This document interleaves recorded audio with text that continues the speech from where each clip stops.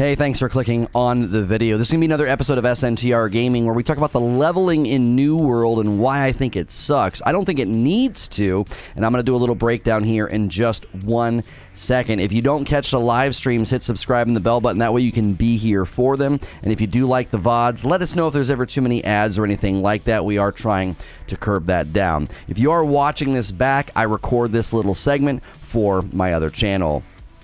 This is an SNTR update. The New World leveling continues to cause myself as well as other players confusion, frustration, and seemingly sends us on wild goose chases for exploits or the fastest ways to level. If you missed my video about the boar farm or other things like that, be sure to check those out and hit subscribe and the bell button. That way you don't miss these uploads. Or check out SNTR Gaming where I stream them. For me, leveling does have good things about it. I don't want this video to be completely negative. I want to talk about the good, the bad, and why it doesn't have to be this way. Okay, let's just start with the good. The good thing about leveling in New World is everything levels, everything. And I love that sense of increased power and that progression feeling that you get. Just yesterday, as I was increasing my mining, suddenly I could start tracking different types of rocks, and that does feel like you're becoming stronger and better at traversing the world as you can track more animals. And then now there's new trees I can cut down. That has, I think, a really, really good feel. And I like that every facet of the game has leveling attached to it. Even if you start down a road with a certain weapon, you can decide that it's time to invest in something else and begin leveling it and its skill tree. And that essentially completely changes the way that you play the game. All the good things about leveling, though, start to sort of wane and sort of go off the rails when you're wanting to advance your character in the story or in the new experiences. The main thing that I've been running into is the campaign, the dungeons, suddenly being out of reach and needing to level. And that level slowdown is so common in games like this. Let's talk about the bad. Leveling in New World does start to slow down around 2025. It's not that bad. You can start to divert to some other things. But what generally starts to happen right at this moment in time, players start to ask, what can I do to level faster? What can I be doing? And they start looking on the forums, Reddit, maybe asking their friends. This is when I believe players start to diverge sort of off the beaten path and start doing things that are maybe meant for later stages in the game or really not intended at all, like the boar farm. Most folks start diverting to the sort of portal grind. There's level 25 corrupted portals. They give you Azoth for fast traveling, and the XP is not bad. You also get some loot. It's around 25 where you might start to feel like maybe your loot's not that good. That wasn't so bad. I didn't mind that. You start sort of going out into the world. But when you get into the 30s and 40s, that's when I feel like things go into a direction that they just don't need to. Doing the campaign, doing the quests and side quests just doesn't even hold a candle, really, to some of the other ways people have found to level. If you have plenty of Azoth and gold, you do the town board grind, where you're literally buying everything you need for the town board and getting tons of XP very, very quickly. Then folks start looking for exploits and start looking for things that they're supposed to, not really be doing, but they're going to do them. And to me, I always lay that at the feet of the developer. If your leveling is so unenjoyable, so inorganic, it's not natural, it slows down, it squeezes the player, this is always the response. If your leveling is set up in a way where players feel a natural sense of progression, they won't feel the need to do any of this. And I know lots of people are going to watch this video and leave a comment. They probably didn't even make it this far. They're going to be like, just go to the next town, do all the quests and side quests.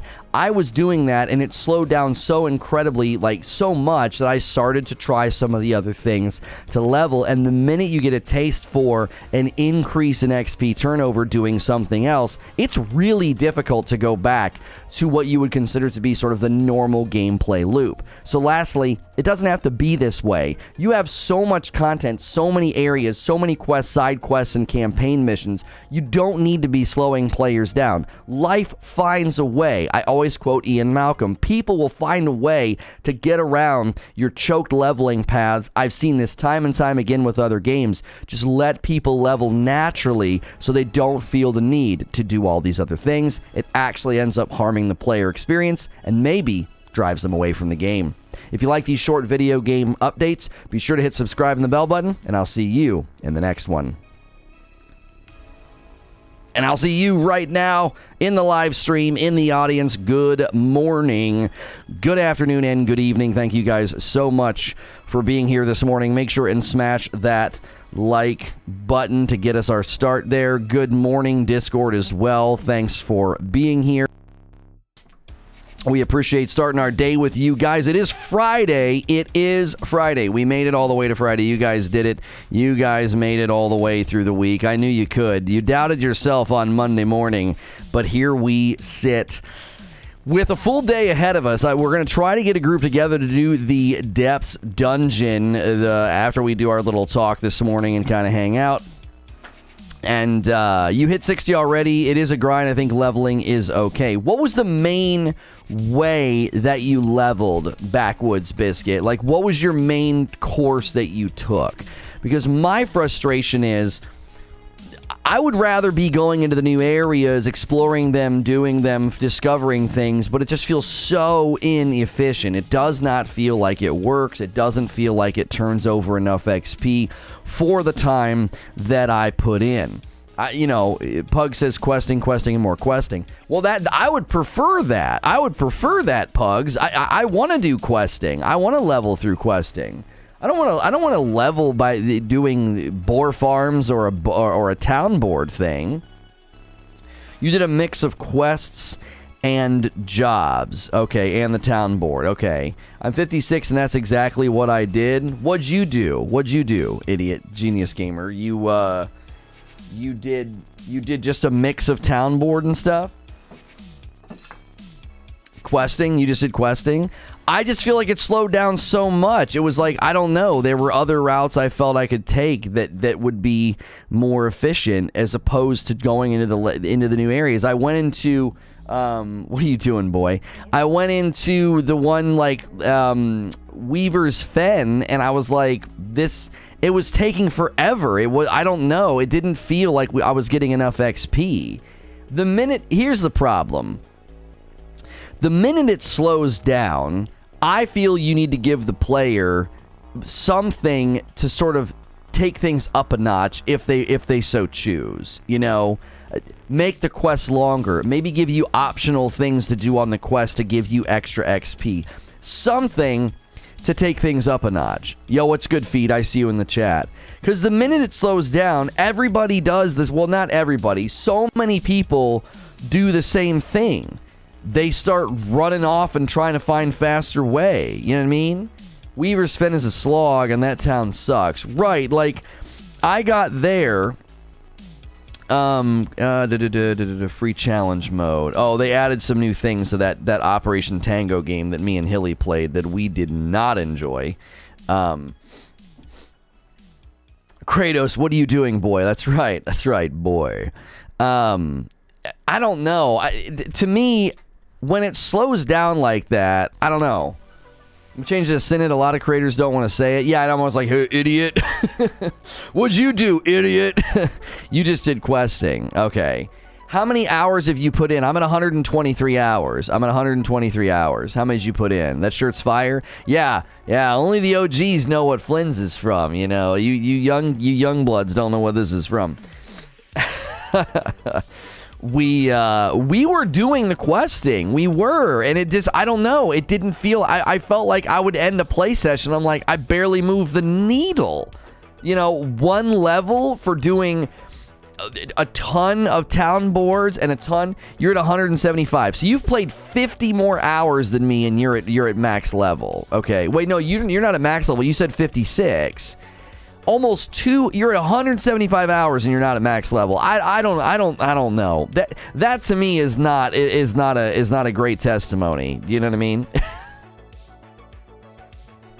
338 hours, where does the time go? Yeah, when you're at that extreme level, I don't know. I try to think of the not the casual. I try to think of just like the normal gamer. And I don't think a normal day-to-day gamer is going to be like, "Oh man, leveling slowed down. That's okay. Like I'll level from 41 to 45 and it'll take me 2 weeks." Like, you see what I'm saying? Like, I'm not saying it should be fast. I'm not saying it should be easy. But, like, I just... This game doesn't seem like it needs to be the traditional MMO, beat your head against the wall for 300 hours just to get to max level. To be fair, I have almost 300 hours in Final Fantasy and didn't come anywhere close to completing the main story quest. But why, though? Why?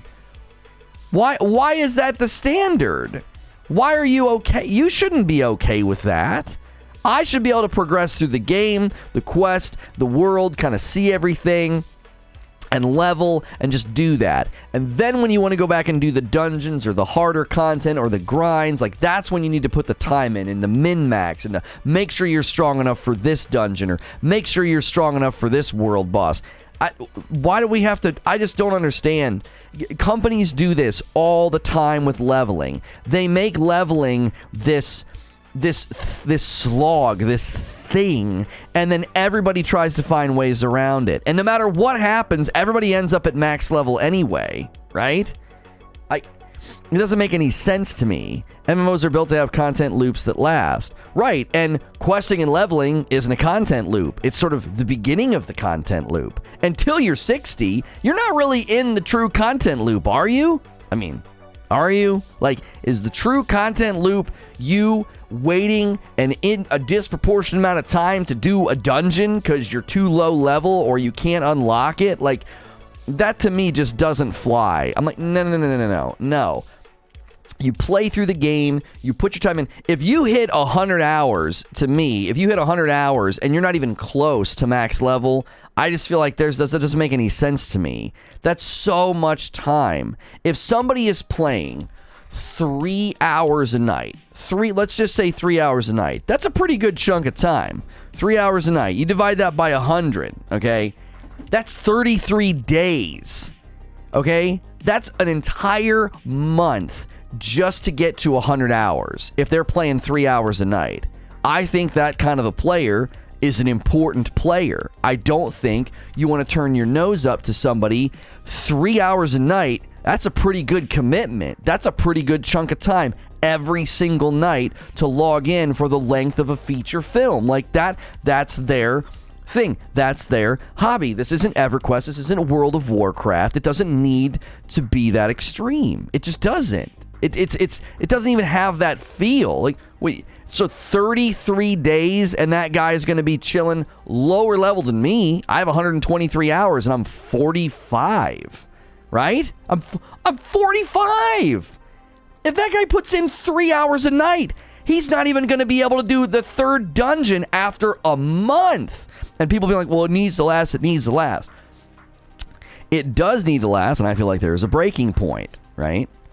There's a breaking point, and let me explain what I mean. The hardcore players are clearly going to hit max level no matter what. They don't give a frick. They're going to find a way. They will hit max level, right? They will. They're not even in the equation right now. I don't care about them. They're going to figure it out. They're going to play until their eyes bleed, okay? They're going to order takeout all weekend. They're going to ruin their sleep schedule to hit max level. You know who you are. And in this equation, you don't matter for what I'm talking about, okay? If you are trying to build a game like this to last and to hook people, you can't stretch them so far. Yo, Immortal Turtle with a brand new membership. Thank you so much. Enjoy the dope badge and dope emotes. You are dope and deserve dope stuff. 66 hours total, and you're level 31.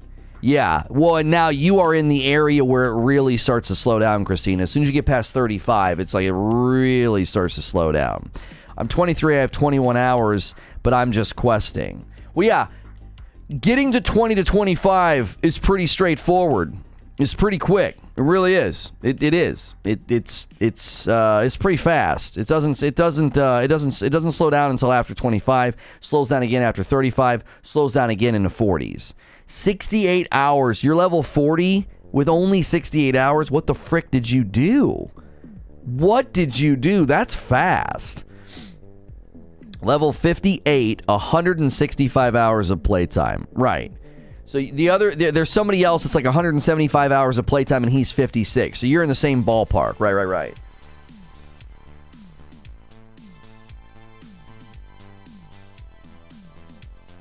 59 hours, level 41. The frick? How? What did you do? That doesn't even make any sense. I mean, 41, I mean, I know it slows down a bit more into the 40s, so maybe you blasted all the way into the 25s and 30s or something. I don't know. I hit 48 last night, around 140 hours. Right, you got like 100 more hours than these guys. Like, how on earth are you doing that? Questing, crafting, board, in that order. Questing, crafting, board. Okay. You spent the first week of the game running around in a circle looking at things instead of killing them? That's not true. That's not true at all. My VODs are not me running around in circles. It was me questing, going to the next area, questing. That's all I was doing was questing.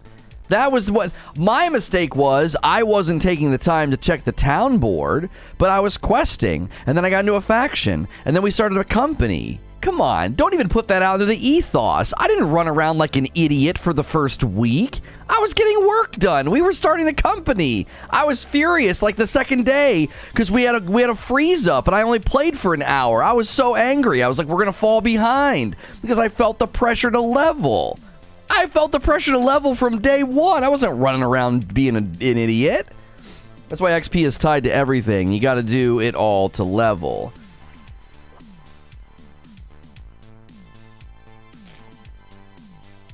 Some people play Pokemon for hundreds of hours just leveling different Pokemon to get the perfect team. And some people love to grind and level. My main point with the video, and this is why I opened it up with there are good things about leveling, right?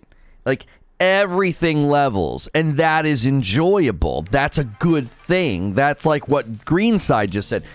If all you care about is gems, then you can go down that road, right? If you want to level your character to go into the new areas, to do the new quests, that is what is just like, it's super, super slow. I don't know, bro. We all saw how long you spent shoving fish into your butt.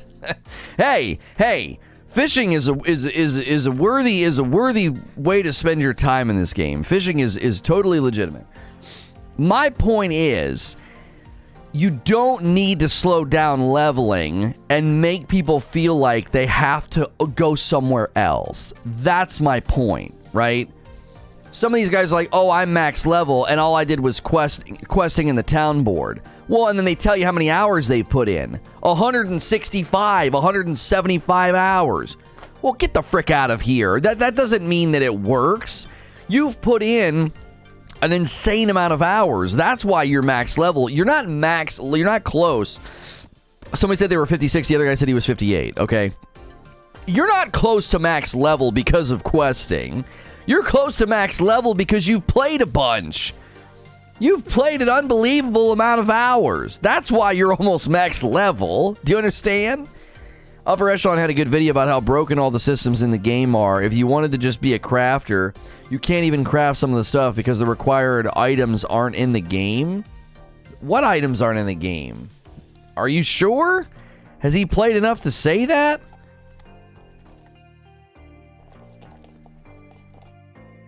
Got a lot of ice in the bottom of this one.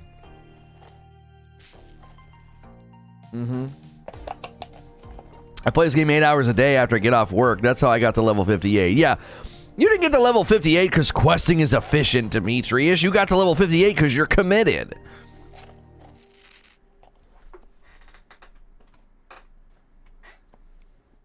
My philosophy on leveling is very simple. Okay. My philosophy on leveling is very simple. It is. it should just happen as long as you're playing the game. And that is one good thing about New World. They do an excellent job of respecting your time. If you're playing, you're leveling, right? If you're rubbing, you're racing, right? If you're playing, you're leveling, okay?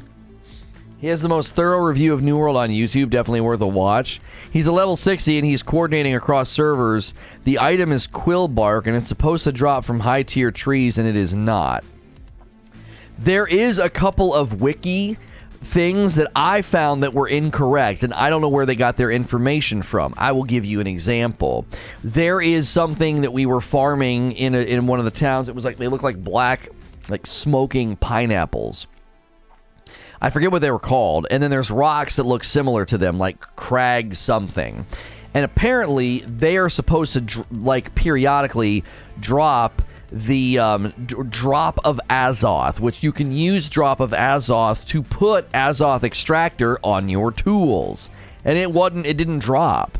I leveled my harvesting 10 times trying to get it, and it never dropped once, right? It's also an MMO, not an action RPG. Yeah, Blightroot. Thank you, Andrew. Yeah, it never drops it, but there are wikis that say that it's supposed to. That could be similar to what Upper has discovered. Quillbark is just not dropping. This other thing is just not dropping. Now, these items could be bugged. They could be glitched.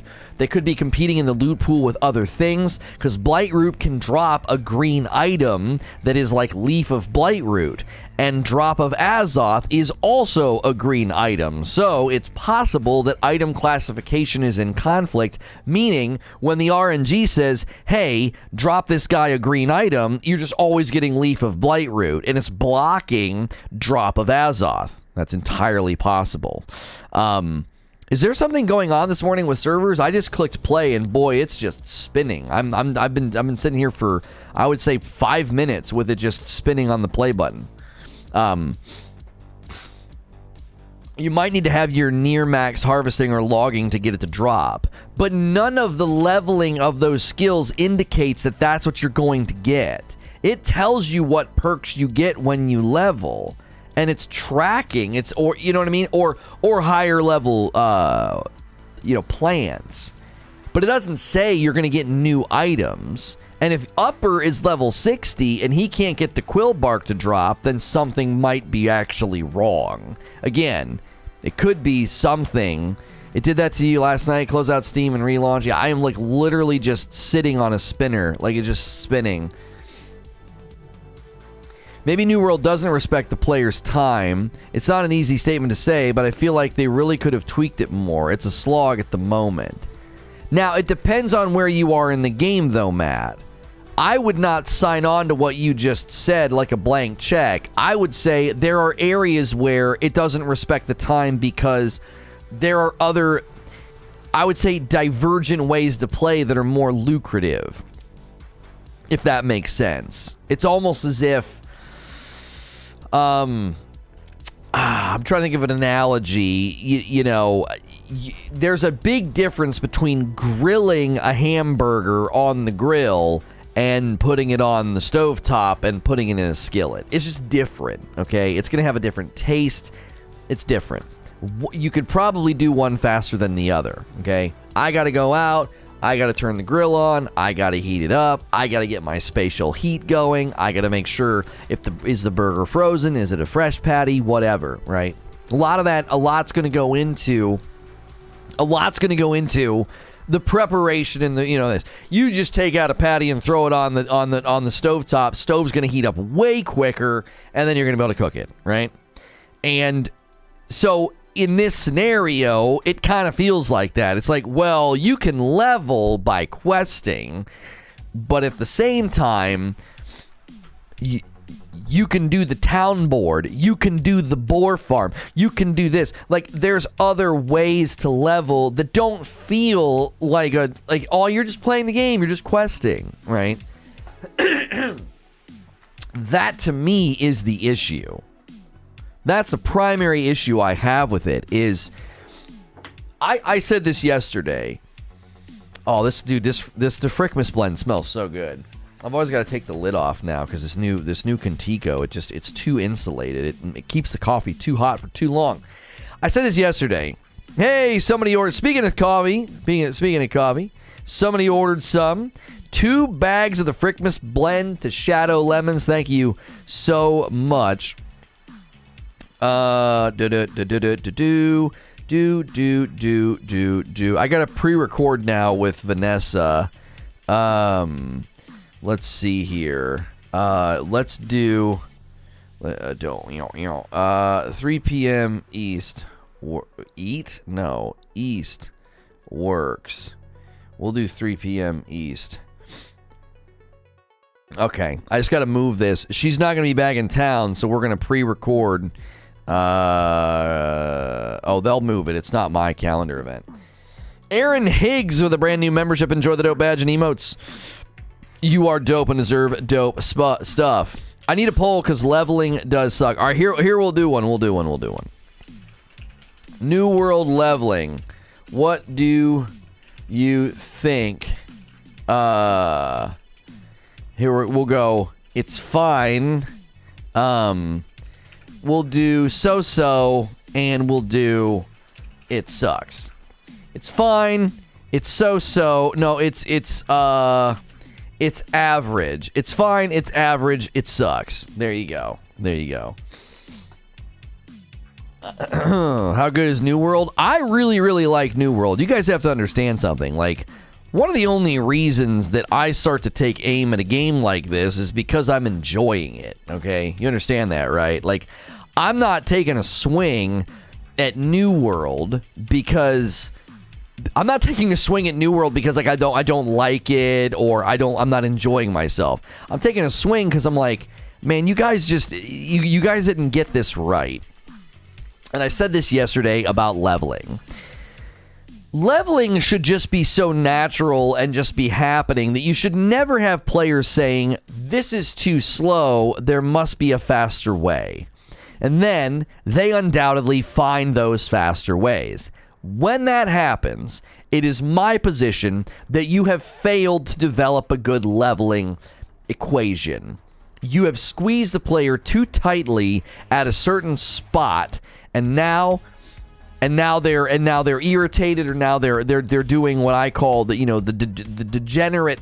degenerate farm, where they're going to try and find a tree they can chop down or an enemy that they can kill that'll level them quicker. When your community starts to do that, I believe you have failed at some level. I'm not saying the game is a failure or a flop. I'm saying at some level, I believe you have failed to create a good leveling process, right? It occurs to me that the trend of releasing broken, inefficient games is way worse for MMOs. Someday Cyberpunk might be fixed. Someday New World might be, but will there be players left? Putting Cyberpunk and New World even into the same paragraph of brokenness is like the difference between a car with a flat tire and a car with an engine that's on fire. Like, if this game has a flat tire and it's kind of limping along and it has some issues, that's one thing. New World is playable. New World runs. New World is not on fire. Like, Cyberpunk literally launched as it was a joke. It's a meme at this point. New World's not in... I wouldn't say New World is in that bad of shape that we would need to classify it as broken and needs to be fixed. I believe it has launched like any game, and it has issues. It's like it's got things it's got to work on, right? Cyberpunk was, and still is, in many ways, just in so bad shape. Truth be told, Cyberpunk shouldn't even be being sold on the old consoles. It shouldn't even be being sold on the old consoles. It's terrible. It runs so poorly, right? We don't speak on Anthem or Cyberpunk. They don't belong in conversations. I still feel bad for Anthem. I still feel bad for Anthem, dude. Those poor devs, man. They were trying. They were trying to turn it around. They were. And they had their legs swept, man. Sweep the leg. They had their legs swept, man. It was a bummer. Oh, so we learned something last night. I learned something. It didn't cost me that much money. It only cost me about $1,000 in the game, 1,000 coin to learn this lesson. Okay, so when you see that Amber makes damage scale with focus, and you think, oh, that sounds awesome. Damage scaling with focus. Gee, mani, that means you can put everything in focus and then you'll be in such a great place. No, that's not what it means. Let me explain what this means to you, at least my understanding of it from my own experimentation. So here is my spear, the arboreal defiled spear of the duelist. And I put in the arboreal, amber perk, and it says 50% of damage is converted to nature. And then it says damage scales off base weapon stat or focus, whichever is higher. Now, many of us mistakenly read that and thought, oh, wow, this weapon's damage is going to scale off of focus? This is insane. That is not the case. When it says that the damage scales off of the base weapon stat or focus, whichever is higher, it is referring to the nature damage. 50% of the damage is converted to nature, and then that damage scales off of the base weapon stat or focus, whichever is higher. So my focus, I'm going to show you what I did. So as an experiment, my focus is at like 142 and my constitution is at 91, and I gutted my dexterity. And I come to find out, it doesn't work the way that we thought. Now, we are prepared to be a healer today for the Depths Dungeon. I have an opportunistic defiled life staff of the Nomad. I have the opportunist 20% damage against targets less than 30. So I'm going to go full heal and just use the life staff during the dungeon today. I'm just not even going to use the spear. My life staff's actually doing pretty good dips, and we're heavy on focus, so we should be good to be a good healer today. So we are all in focus and constitution. If you're at least 50 dex, you would be fine. Yeah, my dex is pretty low. We're gonna leave it, and we're just gonna go hard. We're gonna go hard as a healer. I thought the other day when we were looking at that, and that's what I thought that it was going to do, I thought that's just freaking broken. Being able to have a life staff and a spear, both scaling with focus, I was like, you just go all focus, and you'd be so broken. You know what I mean? If leveling is such a concern, then the problem is the game isn't fun. So its problem is it's a bad game. There's like 8 non sequiturs in one sentence. I didn't know that was possible. Leveling being a concern doesn't logically follow that the game isn't fun, and a game not being fun doesn't logically follow that the game is a bad game. You're stacking non sequiturs on top of each other. That's not what we're saying, and that's not even how that would work. A game, you could say that a game isn't fun, but that doesn't mean it's a bad game. I could say that FIFA isn't fun or Street Fighter isn't fun. That doesn't mean it's a bad game. That means that I don't think that they are fun. And leveling being a concern or level being a problem doesn't mean the game is not fun. I was in a loop yesterday leveling my mining, and it was super enjoyable. Like, super enjoyable. I really, really enjoyed myself. It was a tight little loop. It was super satisfying. I was getting stuff. I was getting my materials. I was leveling. I was getting gems. I was like, this is pretty good. It kind of felt like a game that I used to play and run little silly loops with you guys while we had conversations, and I enjoyed it. I enjoyed yesterday a lot. We didn't level up all that fast because I was like, you know what? I'm done doing this. I'm done going to an area and like grinding my face off just to get a couple of levels. Like, you got to go to an area, you got to grab all the quests, you got to grab the town board, you got to grab some buddies, you got to make sure the area is at or above your level. That way you're getting adequate XP. And I enjoy that. But I don't enjoy that every day. Some days I just kind of want to like, man, let me kick back today. Let me kick back today. I don't feel like doing that. I think core leveling isn't fun, but progressing through skill trees is definitely entertaining. I think that's a good way to divide it. Yes, Dylan. I think that's a very good way to divide the two. Leveling, crafting, and gathering is just fine. No changes are needed. That I agree with. Yeah, see, and I made sure to specify that in my video. I was like, look, man, this game, everything levels you. Like that is so key. That is so clutch that, you know, you can be literally doing anything and it's leveling your character. You're leveling a part of your character, that is. Leveling a way for you to express yourself, whether it's through, you know, you're getting better at crafting or you're getting better at, you know, gems or whatever, and then you can go sell them. I think that is probably one of the single strongest aspects of New World, right?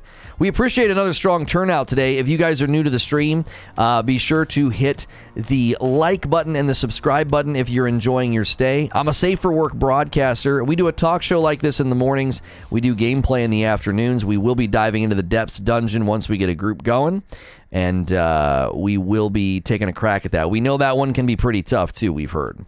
Did you find the proficiency booster potions did help with the quantity of the gem drops? Yeah, the gems don't drop at all without that meal. I don't get any gems unless I've eaten that meal, Salty. Because I was grinding it for a while before you said that. I didn't see a single dadgum gem. I ate that meal, and the next rock I hit spit out like 4, you know? Good morning, Anthony. I haven't done much trade. Can you give a primer, basic rules, limits? Yeah, I'll give you one. I'll tell you about it. I'm drinking this Frickmas blend. You guys should order some with the coffee command. It's delicious. A lot of people are doing the green light special. They're getting one of every color. They're getting the green light, they're getting the yellow light, and then they're getting the red light, right? We got all three. The red is the dark roast. It's our coffee. My kiddos will draw you pictures. My wife bags it up. We had somebody from Australia order some. I need some holiday coffee. Grab some Frickmas blend, baby. It's very, very good. You can take the Madam Challenge, as we're calling it. She said she can't decide between the Frickmas blend and the dark roast. So I said, take the Madam Challenge. Order a bag of dark roast, order a bag of the Frickmas, and then you decide which you like better. Actually, I need to take that. I need to make that meal and take it again, Salty. I'm hitting rocks right now. The quests in New World suck, especially the side quest. Once I got the hang of the side quest, I never even bothered to read the quest because I know what it's going to be. Well, are you talking about like the bounty boards? Because a lot of the side quests weren't. I didn't feel like the side quests were predictable. I felt like the side quests were enjoyable. You know, I felt like they were enjoyable. I liked them. Oh, I have a meal to eat. I thought I was gonna have to go back to town to make one. There we go. I just ate one. All the light roast drinkers are Chads. Yeah, Zubair is fully on team dark roast. Fully. What's the meal? If you eat what is it, Salty? Like herb potatoes, herb roasted potatoes. If you eat herb roasted potatoes in this game, you will get a higher chance of jewels and gems whenever you are harvesting the rocks. You will get a much higher turnout. And I got this emerald on my life staff is really nice because it does more damage to them once they're under 30%. And man, it's really, really nice. You hit them with a heavy, and then you hit them with another heavy. It really, really works. Really works. Yo, good morning, Big Mad Mo. How are you, sir? Guys, smash the like button. Let's head for 200 likes. We had another strong start this morning. I appreciate seeing new names in chat as well. I am not a New World channel. We do variety gaming coverage here, but we are doing a lot of New World coverage, a lot of New World conversations. Take our poll in chat. What do you think about the leveling in New World? Specific to the character leveling, I mean, obviously, if you're thinking about like leveling skills or leveling weapons, I'm not necessarily talking about that. Most people aren't even concerned with that. Like if you look up leveling guides, unless they're specifically saying weapon leveling, harvesting, whatever, What's your build? Break it down for us. My build changed a little bit, so right now I am using, I'm going to be a healer in today. Yeah, we're going to do it from Friday. So I'm going to be a healer today. So I'm running this life staff. And I put opportunist on it. It'll do 20% damage against targets with less than 30% health. So when they get low health, it hits pretty hard. Light and heavy attacks reduce your active weapon cooldowns by 2.3%. So that's really helpful because what that's going to do is that's going to help me constantly be able to heal my buddies and heal myself. As long as I'm standing back and hitting attacks, it's helping lower my my cooldowns, right? Are you sure? Yeah, we're gonna do From Friday today. We are. We don't have any other games that came out. Metroid Dread kind of swooped in and disrupted, what we had been planning. So we didn't anticipate that. Like I knew Metroid Dread was coming, but I thought I could squeeze it all in. I was like, we can do both. And Metroid Dread, I thought was gonna be, chill, like. I played a lot of Metroidvania games, and it really set my expectations at the wrong level. It was like, yeah, we'll be able to play Metroid Dread, and then I'll go play some From Friday. I'll go play some Dark Souls.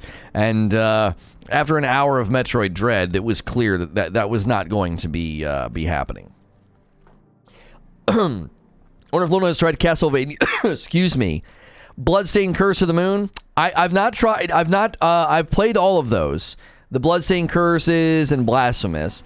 I may go back to games like Blasphemous because they're like Metroidvanias and they're like Souls games at the same time. And I may, have an inroad to liking them more now. But I will say this. The Bloodstained games were too rigid. There was a rigidity to the movement. It felt like I was playing like an old Nintendo game or something. You know what I mean? Oh, that coffee. It is right on the money today. I gotta put the lid back on though. I have to leave the lid off.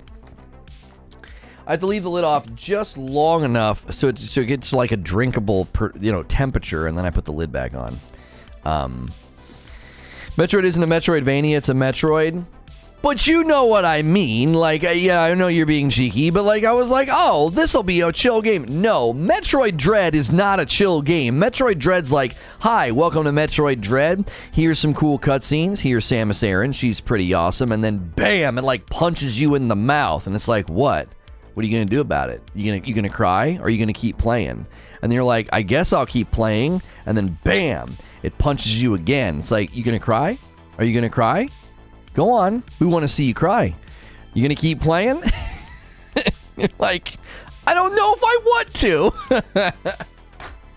I don't know if I want to keep playing. And then you do. Any idea when server transfers will be available? Their patch notes this week, Witty, was that they ran into some, what do they call it? Like, what were they, fringe cases or something? There was a handful of cases that were causing them issues, and they didn't want to roll it out. So they officially announced, what all will come with you and what all won't come with you. People were a little irritated about the lack of region transfer. We covered that earlier this week. And they said on Twitter you would be able to region transfer, and then their official blog said no. I just got to 75 on my tracking. Nice. Large prey can now be tracked. Dope. Thanks for your reply. Yeah, no problem. And welcome. We appreciate you being here. We enjoy being a resource for folks. Again, I am a safe for work broadcaster. A lot of people treat this almost like video game radio. They throw me on in the mornings, take a sip of their coffee. Hopefully it's Rageless Roast. And they hang out for the day. And you don't got to worry about, the kind of language I'm going to be using. We have a good time here.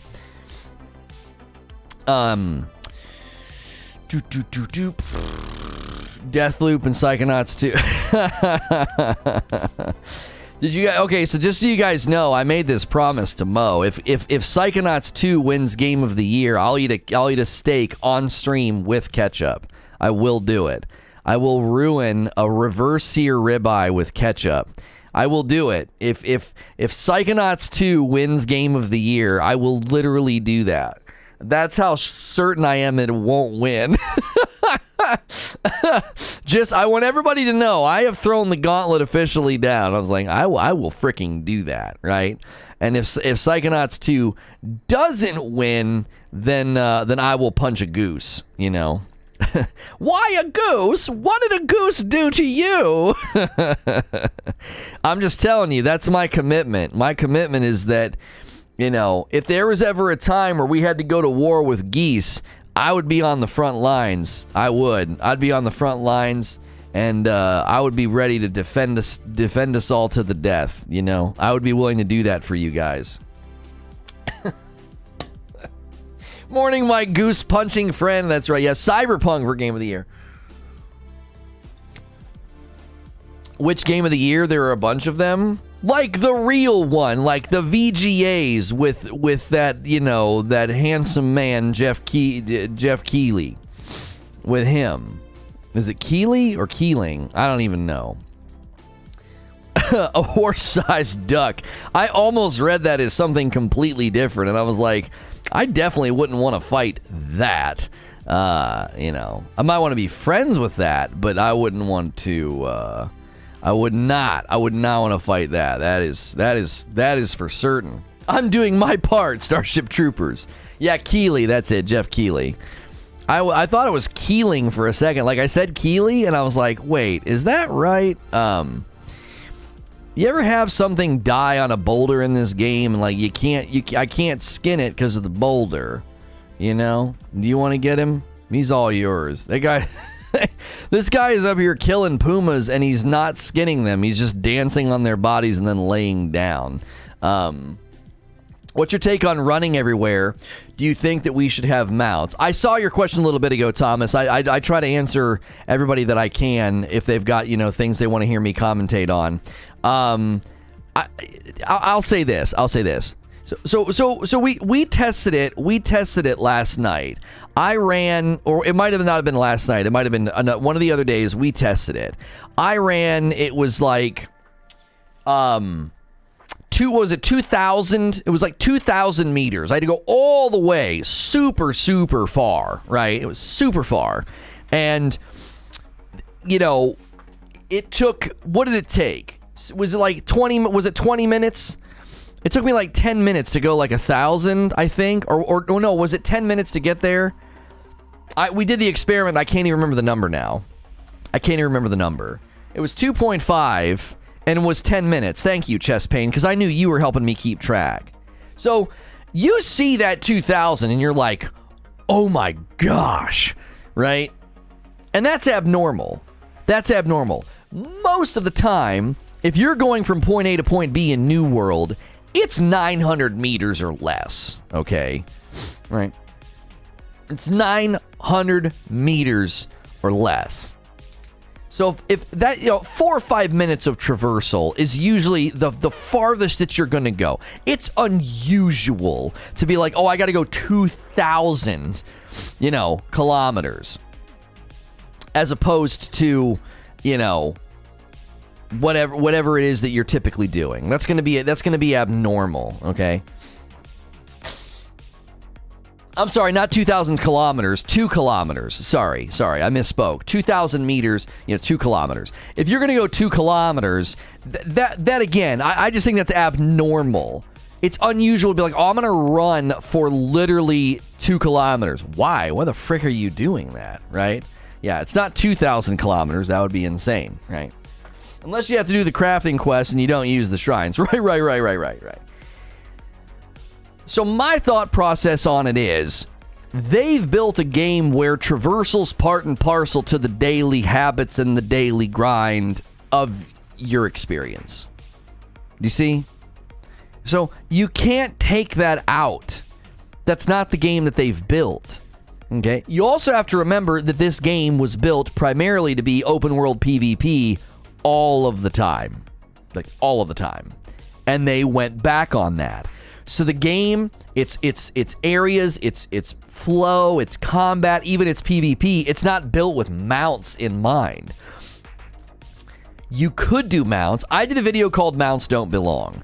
And in that video, I said, look, you could do mounts. Maybe they are like a pack mule. Maybe they're mostly cosmetic. Maybe they're just, you know, something cool looking to add to your customization and your expression in the game. But that's not a front burner issue right now, okay?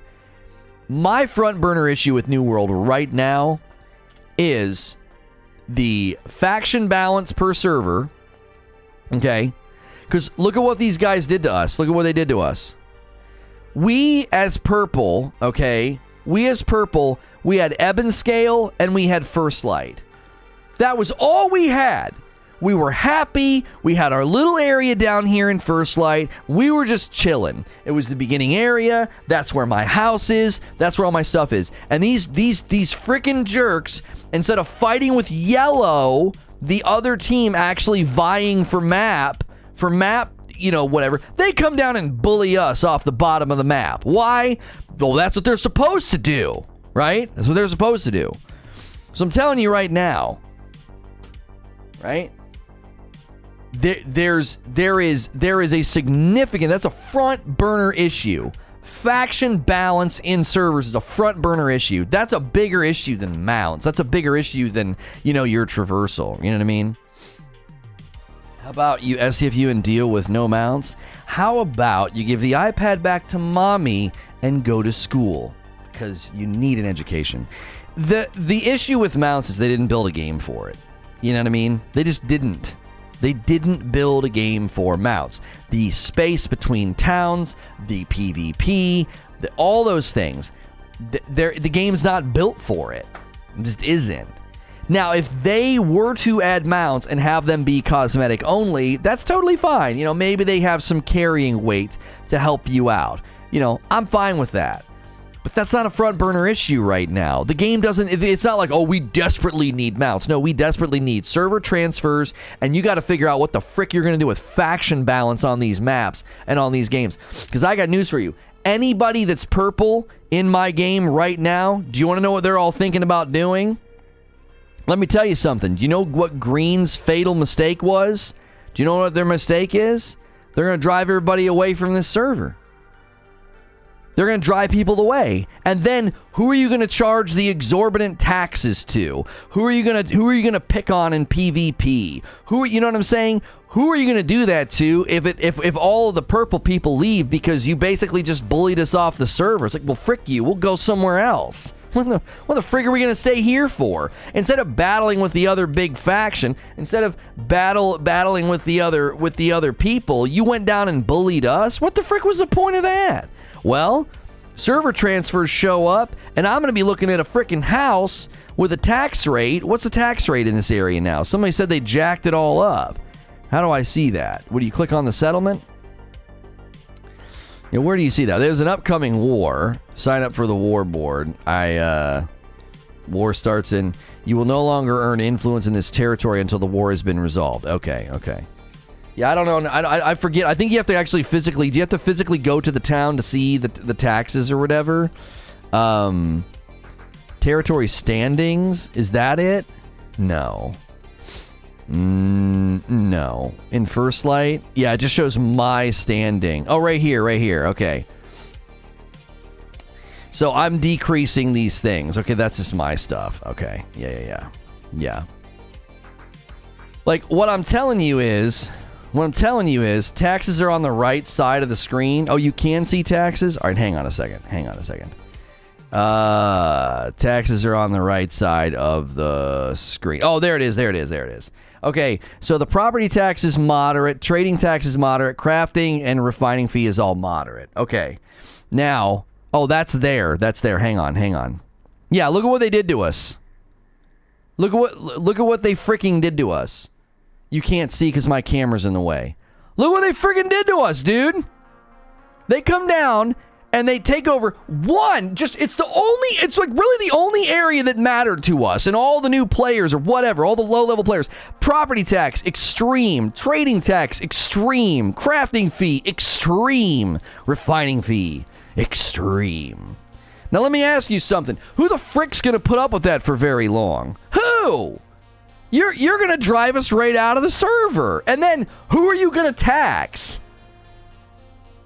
You know what I mean? No, I don't lose the house, but my property taxes are so high now, I'm not going to pay them. I'll just lose my benefits or whatever. I won't be able to fast travel or whatnot. I told you that PvP, okay? PvP and territory control, what did I say? I said it will cannibalize the game if they're not careful. You will literally drive people away. They'll be like, this freaking sucks. Everything I worked on has been ruined now, so I guess I'll go somewhere else. Or I guess I'll go to another server. And what's Green gonna do when everyone leaves? What are you gonna do? What are you gonna do? Who are you gonna tax? When does the gerrymandering DLC come out? That's right. Witty says, just like real life. That's right. Did you not all put up a fight? I thought we were on the sidelines, Eugene, because clearly it seemed like yellow and green were duking it out, right? Purple was just kind of like, we'll just settle for New Light. We're fine. We'll just keep it. Now, there is a faction. There's a purple faction that has, there's a purple company that has declared war on that spot. So we may be able to get it back. You know, who knows? We may be able to get it back. But the problem is that I'm telling you right now, that's what they want people to do. And the question you have to ask is, when a server tilts so heavily in one direction, who's going to want to put up with that? Right? You're going to join in the war? All right, go and fight for us, Demetrius. I'm not saying it's bad. I'm not saying it's wrong. They're doing exactly what they're supposed to do. They're supposed to beat the snot out of the little guy. The rich get richer. They took our area from us, and now they're taxing the frick out of us, right? That's what they're supposed to do. Is that a good long-term plan for your servers, for your community, for your game's solvency? Like, is it going, you know what I'm saying? Is it going to last if people feel like, what the frick? You know, I just keep having to leave servers because one company, one faction takes over the whole dadgum server, and then we just get taxed into the ground. I can't enjoy myself. I'm out of here, right? Yo, what's good, Hex? What's good, Snow? Hello, Snow. It's one of those things where, they still don't have the smelter as tier 4 in this frickin' town, dude. Come on. Again, I am not saying that it's wrong. I'm not saying that it's bad. I'm saying this could be a problem long term because people are going to feel, you know what I mean? Like, I don't want to play a game that's essentially geared for bullying people off the server. You know, people are going to start to feel like, well, I guess I'll just go to another server. And then, right? Then you're going to have the issue of people feeling like, well, everybody left. There's no one left to tax. There's no one left to bully. They all left our server. You know what I'm saying? What's the alternative, though? Some kind of artificial faction deadlock, Cold War for forever? Oh, I'm not proposing a solution. I'm just saying this is ripe for problems. I don't know what the solution is. Now, they have said... Vinny's going to give me something. He's trading with me. Oh, a fishing pole. Thank you, sir. They have said that it's going to be harder for a faction to, like, maintain total domination of a server. You know what I'm saying? They have said that. They have said that it's, you know, you're going to have a hard time just completely dominating a server. They've said that. Like, if you're in full power, it's going to be tough to maintain it. That's part of the balance that they are trying. They're trying to put that in the game. Think of it as like you're stretching yourself so thin. You know, people are going to have a hard time, you know, maintaining that. It'll be easy to take you down, right? Because you're stretched so thin, there'll be advantages to people attacking you, right? After watching Upper Echelon's video, I would never want to play. It just seems so demoralizing. The taxing and wars just make the game even more pointless. I said before this game came out, Okay? I said before this game came out that my primary concern was when you build a game and you basically appeal to PvP players, and the PvP is about the rich getting richer, I'm going to tell you something right now that is ripe for cannibalization. They're going to cannibalize the game, and then no one's going to want to play. Everyone's going to feel like we basically got bullied off of our server. There's no reason to play anymore. We got completely obliterated. The game's not fun. You know, whatever. You know, blah blah blah. Whatever phrasing that you want to use. That's where people are gonna land on. They're gonna land on feeling like this is now a fruitless endeavor. And I said this is so common in any game that attempts to do the PvP thing. Any game that attempts to do the PvP thing is going to face this issue. PvPers are, I hate to tell you, they're very commonly they're cannibals. They're cannibals. They don't care. They're like, I will consume this game and consume it and consume it and consume it and consume it and consume it until I can't play it anymore. And the whole time that they're doing that, they play in a way that drives other people out of the game. Right? It's a concern. I'm not saying that force scale alarm, game is dead, blah blah blah. But I'm saying, boy oh boy, this could cause an issue long term. You could be staring in 35 days, 30 days, however long. You could be staring at a bunch of, derelict servers because people felt like, well, we bullied everybody off the server. Now nobody's playing. It's all green. We, total, extreme victory. They're going to be the winners. The Syndicate only owns one territory. It means our entire faction can only participate in PvE invasions in one region on the entire map. PvP players gatekeep PvE. That's another thing to consider. Right. Somebody was testing PvP armor last night, and it seems that PvP gearing is seriously broken. Yeah, I've not messed with it that much. I just don't feel the need. There's plenty to do without PvP. There's dungeons, there's buying a house, there's the trading, there's getting better at different things, there's leveling different things. There's so many things in the game without, doing PvP. Give me 1 second.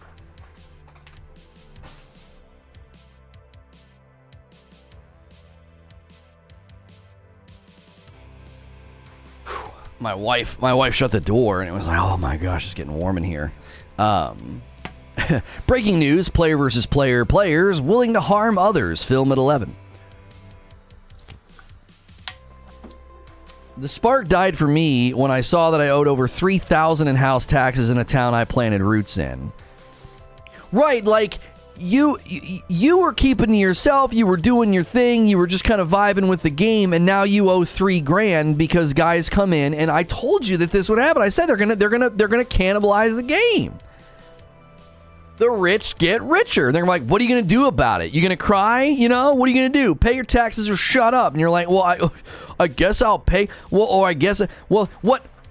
So now you have to have like a part-time job in the game generating enough gold to keep your house? Like, that's what's happened to you? So if not, I guess you've got to help with the war. But then the wars have their own problems. You got people getting banned before the war starts. You have people that don't even get into the war because they want to and they don't get to. Like, you might not even be able to help with the war. Now, you could do, like, the PvP missions in that area to help turn the tide of influence so that you can declare war, but that doesn't mean you're going to get in. So do you want the game to be full PvP only? I mean, that's how it was originally built. I'm not campaigning for that. Not at all. Is tax evasion an option? No. You can refuse to pay the tax, and then you won't get the benefits of your house, right? The issue I see is that the end game doesn't seem sustainable for anyone but the top companies. Right. Everyone who owns a house in the settlement could just not pay their taxes, and then they have to lower them because the upkeep will cost more than the settlement generates. That is true. We could revolt. And say, no, everybody refuse to pay your taxes. That's true. Maybe that's the real end game. Diplomacy. Diplomacy by way of mutiny. Refuse. Everyone hold. Everyone hold, right? Hold. Hold. Do not pay. We refuse to pay. And then they were like, oh, shoot. That might be one of the intrinsic balances in the game, is that if you're too aggressive, you're not gonna be able to sustain it. You know what I mean? No taxation without representation. You'd be an idiot to pay 20% tax? Yeah, let them raise the taxes so crazily, and then everybody should just say, no, we all refuse to pay. And I think there's a bigger risk, though. The bigger risk is that people just leave the server. And they're like, dude, frick this. My friend says his server's got purple everywhere. I'm going over there, and I'm going to join them. And then that server becomes purple dominated. Do you see? Like, this is going to become a potential reality for the game. Almost a shell game of play, not a shell game, but like a moving target. Like, everyone's just going to be like, find a server where purple's dominating and just go there. Find a server where this is dominating and just go there. But is that sustainable? Because if you drive the other factions off of the server because it's so dominated by a particular color, who are you going to be taxing? I mean, I guess you tax your own people, don't you? So that hopefully that sustains it then. Like, if you own every single settlement, if you own every single area, is the normal taxation good enough, or is it necessary to have areas where the taxes are higher? You could fight back. Right, but if that's not what you want to do, you're well within your right to be like, I don't want to do that. I was enjoying grinding. I want to do a dungeon today. I don't want to fight back. I don't want to go down there and flag for PvP. There's level 60s everywhere that exploited their way to 60.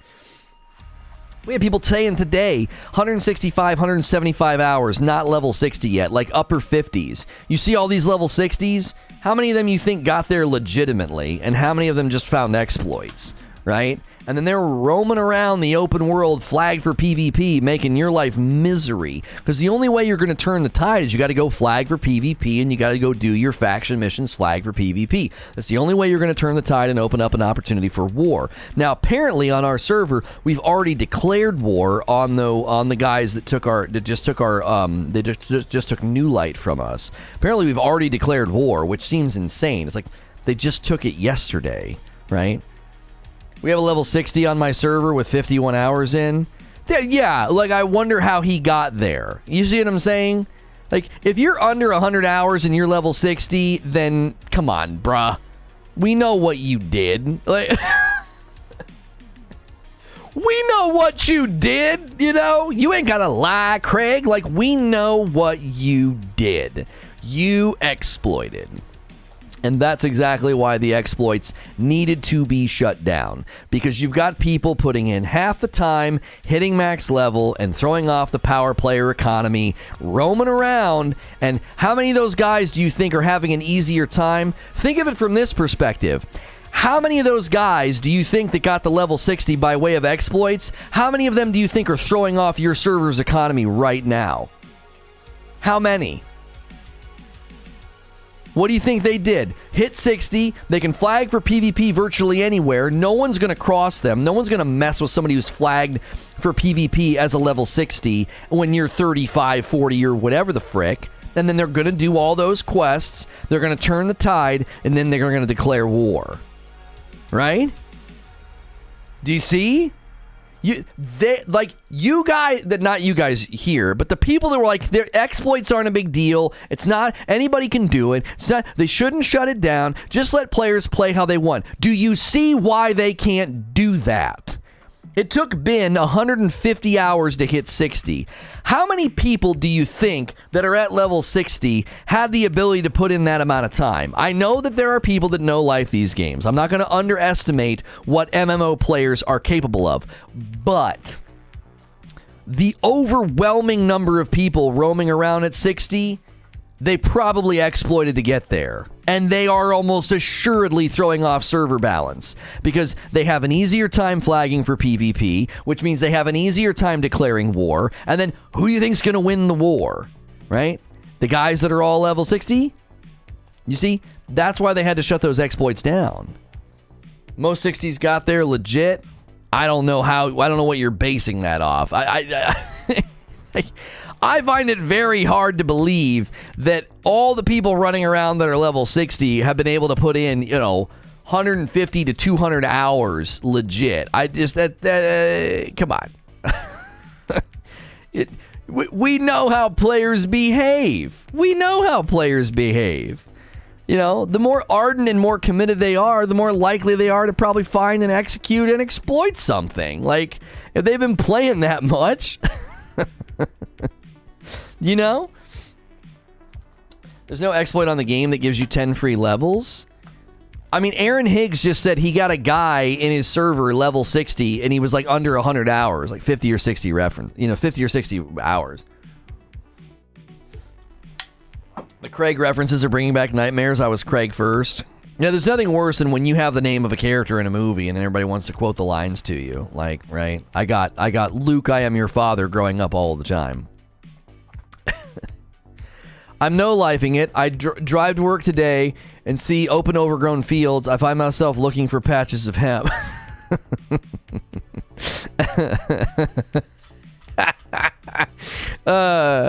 Yeah. Oh, no, I fell. If you hit 60 under 100 hours, you just town boarded the whole time? Yeah, but where's the gold coming from? How are you town boarding to 60 at under 100 hours? Where's the gold coming from? Level 60 and 100 hours, we know what you did.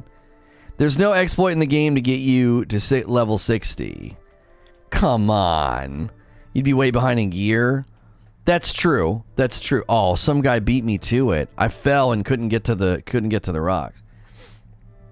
Yeah, the town board is super efficient. Yeah.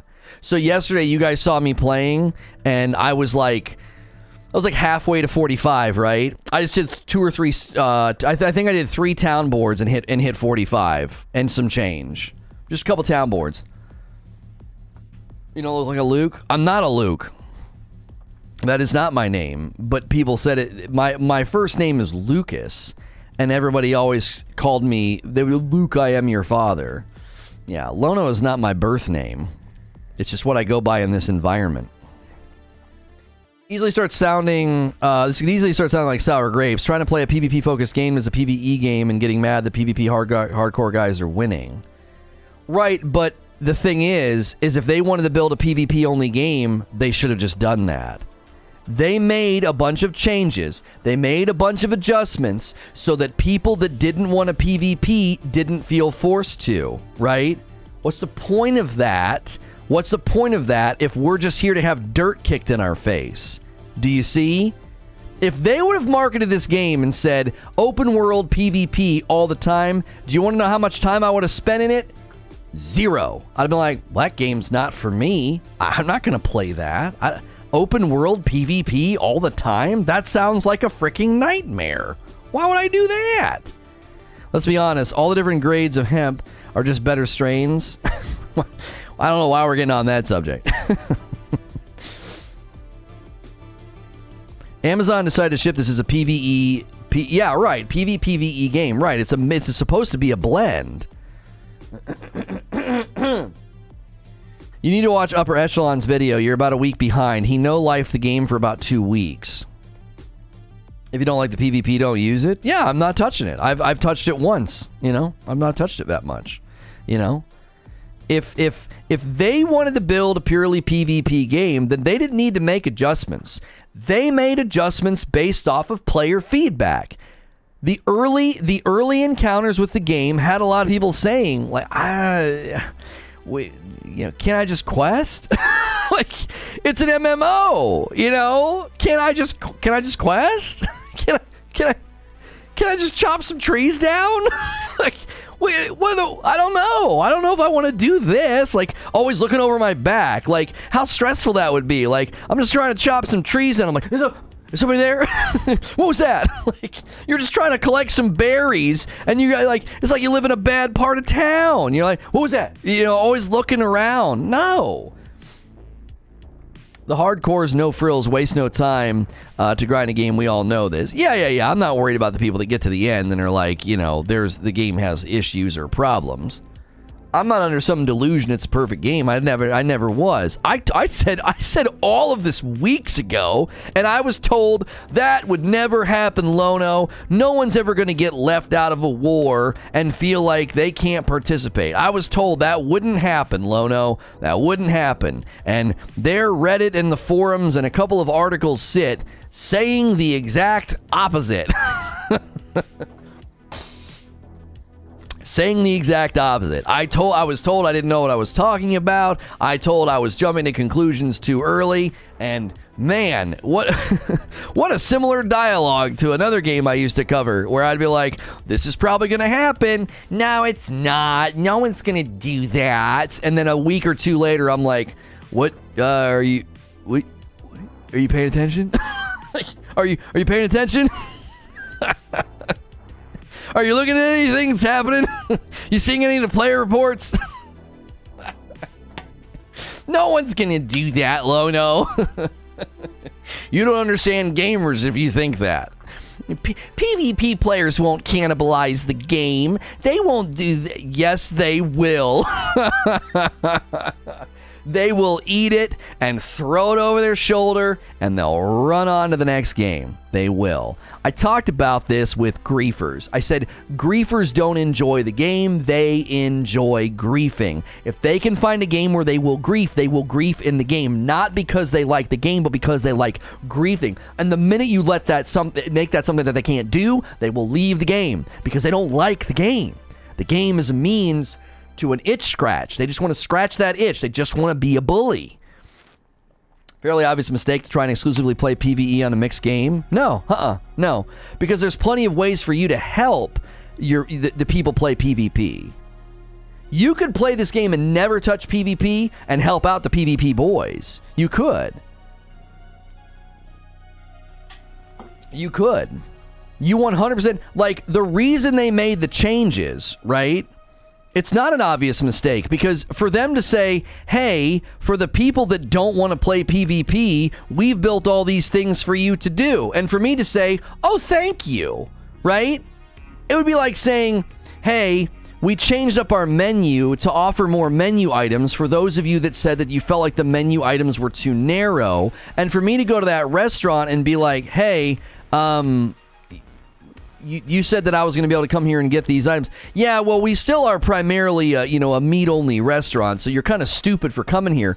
What do you mean? You told me that you were updating the menu so that somebody like me could come and be a patron and enjoy myself. You can't hold that against me like I took you at your word. Like, how is that my fault that you were making allowances for someone to play a game like this and not really feel the need to do PvP? Like, they're the ones that said it. Like I said, if they wouldn't have made those changes, I'd have never picked the game up. I'd have been like, I'm not going to play a game like that. Who would? You know what I mean? PvEers can play a support role, upgrading defenses, making potions. Yeah, there's plenty of things that you can do to assist with the PvP. And that to me sounded really cool. I was like, bro, I can hit max level. I'll make gems for my faction so that they always have the best gems or the best weapons, or I'll make sure they have plenty of potions, or maybe there's weapons and meals that buff their damage, and you got a guy that's all he does is cook, and his cooking's maxed out, and he's making all these things, and he's giving them all his teammates and all his buddies that are going to go out and fight. You know what I mean? They need to have more PvP-oriented events to keep PvPers like myself occupied while PvEers do the PvE stuff. Here's the thing. The overlap is extreme, D24Chill. The overlap is extreme. I've got PvPers in my server that just bought one of our only territories, and they took all the taxes to extreme. They just raised them all to extreme. So it's like, okay, I ignored these guys all this time, and now they're making aspects of my investment and aspects of the things that I worked on way less lucrative, right? Or extremely expensive. Why? Why? Because because they can. Like, you allow players to tax other players. What are they going to do? Well, they're going to raise the taxes to an obscene level. Now, somebody said, if everybody refuses to pay taxes, that might actually help the taxes come down, because they'll be like, we're not making any money, no one's paying their taxes. Okay, so it could equalize over time. It could equalize over time. Players could say, no, we're not going to pay. These tax rates are exorbitant. And then the people that own the property or own the territory might say, oh, hey, wait, we need to lower the taxes, right? If the game survives, they'll add PvE content, but it's going to be a while before that happens. Well, and see, that's been one of my question marks. If you guys have enjoyed my coverage, remember to hit subscribe, the like button, and the bell button. One of my primary concerns, and I brought it up many times, is what's the ongoing plan here, right? Right? What's the ongoing plan? First strike on a video game ever? I don't. Oh yeah. The first strike. Everybody's gonna strike. That's right. What's the ongoing content loop plan? Because that is the ultimate question. Yo, a whole lot of, hang on a minute. Okay, 2 coffee orders came through. I didn't shout these out. These are like an hour old. 5 bags of Frickmas blend to Dusty the Mad. 2 bags of Frickmas to Lol Poop Sack. And then 2 bags of Frickmas and a light over to my man Bowers. Thank you so much, Bowersock. You guys are amazing. Holy moly. So many. So many of the... Oh, that's a wolf. Of the coffee orders coming in. You guys are amazing. If you guys want to support the stream, all these except for Brush, that command's no good anymore. The shirt I'm wearing is from 80s Tees. The Displate's behind me. You can get a pretty nice discount from Displate if you use my command. You can order any Displate you want. You do not have to order the Displates on my recommended page, and you get a pretty nice discount. And all of that supports me. Also, if you order anything ever from Amazon, use the Amazon command. I am an affiliate. You can be ordering, a pack of gum, and that helps me out. So be sure to go over there and use that command anytime you're going to order anything.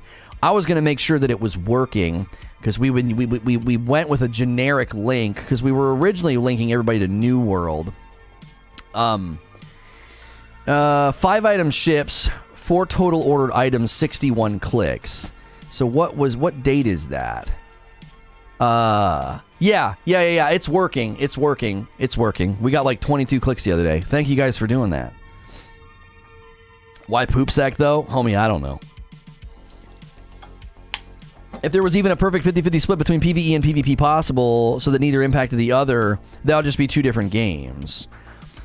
I don't think it's a problem, okay?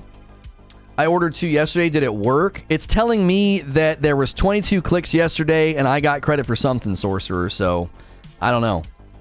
And I think it went up from 3 orders to 5 orders. I think it did. 3 items ordered. I can't see what you order, by the way. I can't. I can only see that people are ordering stuff.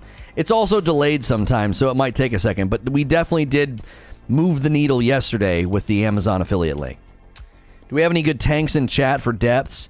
Yeah, all of our server information is up above. We're going to be running the Depths Dungeon today. We might not have enough people. I don't know. I know it's a pretty tough one. I am 100% okay with PvE being affected to a degree by what happens in PvP. That's fine, right?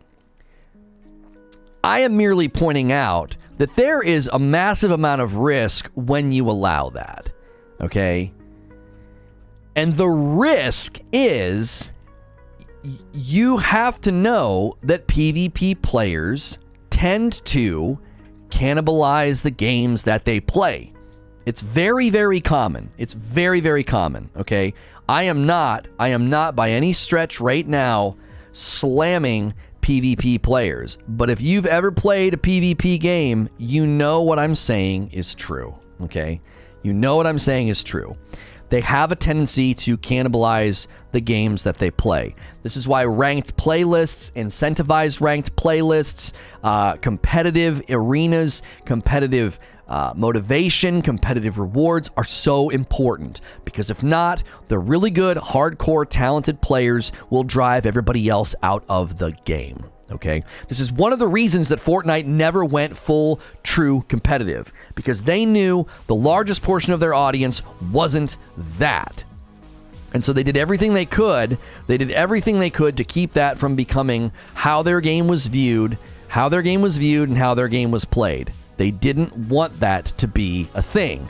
So they never did it. They never once said, yeah, you can come here and play competitive. Now they did their little pop-up cups and stuff, but I mean, obviously that was even a problem for a while because they were dealing with issues with cheating and everything else.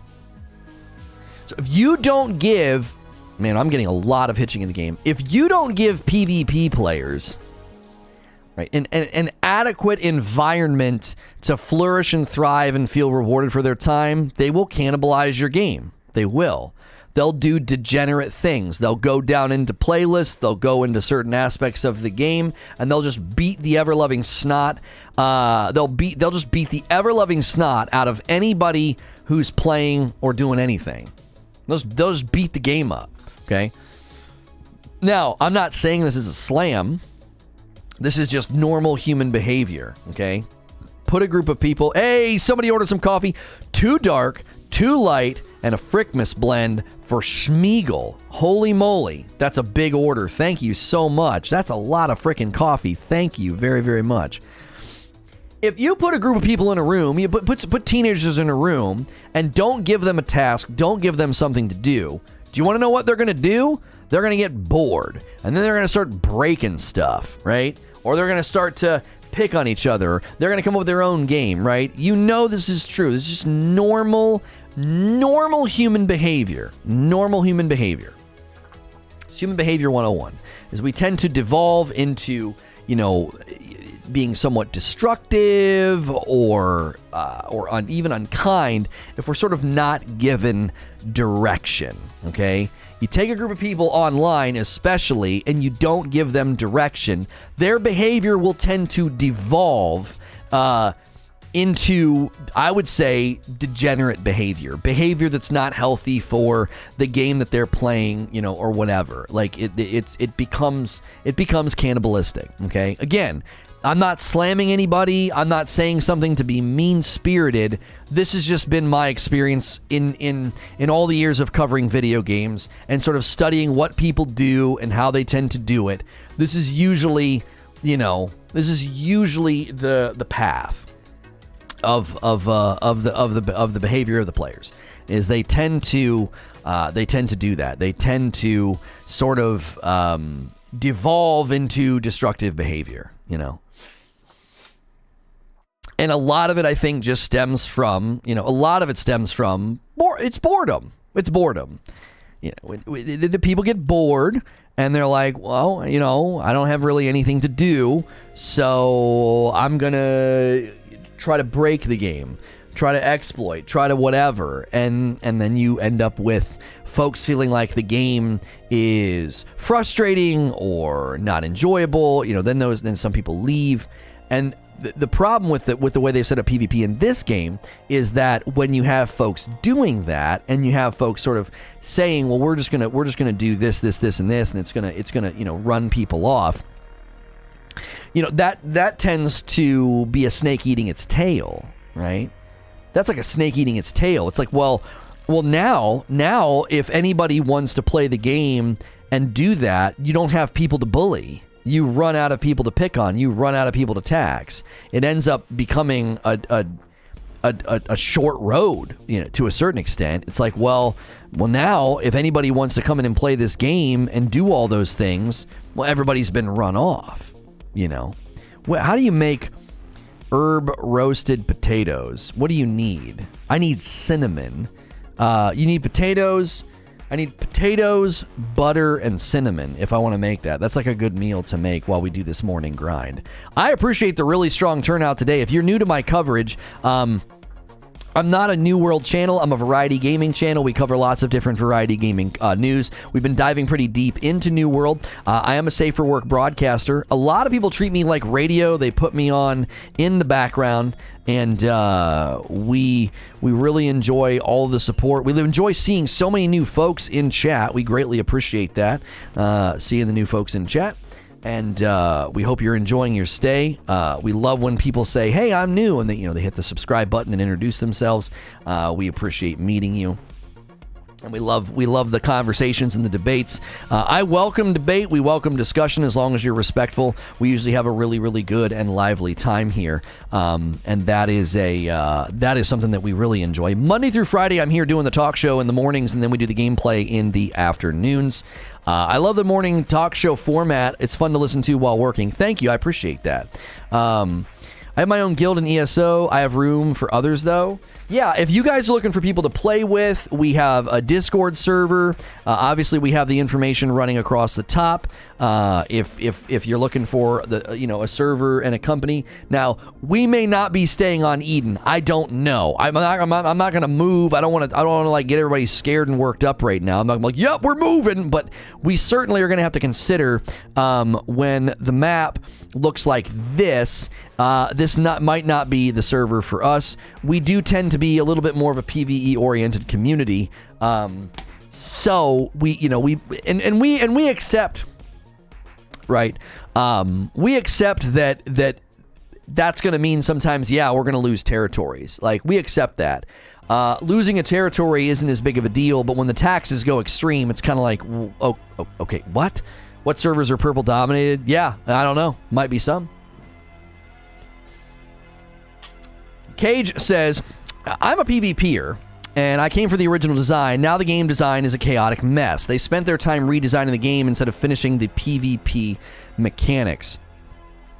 I empathize and sympathize with what you're saying, Cage, because if I was a PvP player and I thought the concept of this game was dope, and then they spent the years following doing a sort of a rework of the game, changing its identity, changing core elements because they wanted PvEers like myself to come and play, I would be pretty frustrated. Like, I'm a PvEer, and I sympathize and empathize with your frustration because that's a pretty big divergence. Salty says, my server is currently dominated by purple. It's Eastern. There you go. If a server is already dominated by one faction, don't think the game will let you join that faction. They should prevent it if not.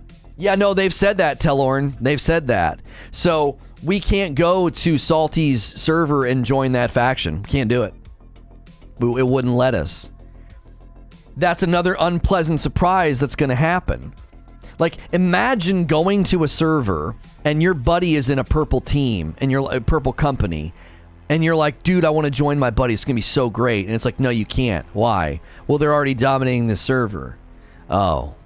So what am I supposed to do? Not be in a company with my friend? Because he's doing a good job? Now, I know why they do it. Because they don't want people to switch and basically do the front runner thing, right? Everybody cheers for the team that suddenly made it to the Super Bowl, and you never cheered for them before, right? You're not a true fan. You're a front runner, okay? That's a potential problem in this game, is that everybody just backs the front runner. And then all of a sudden, your server is in upheaval, right?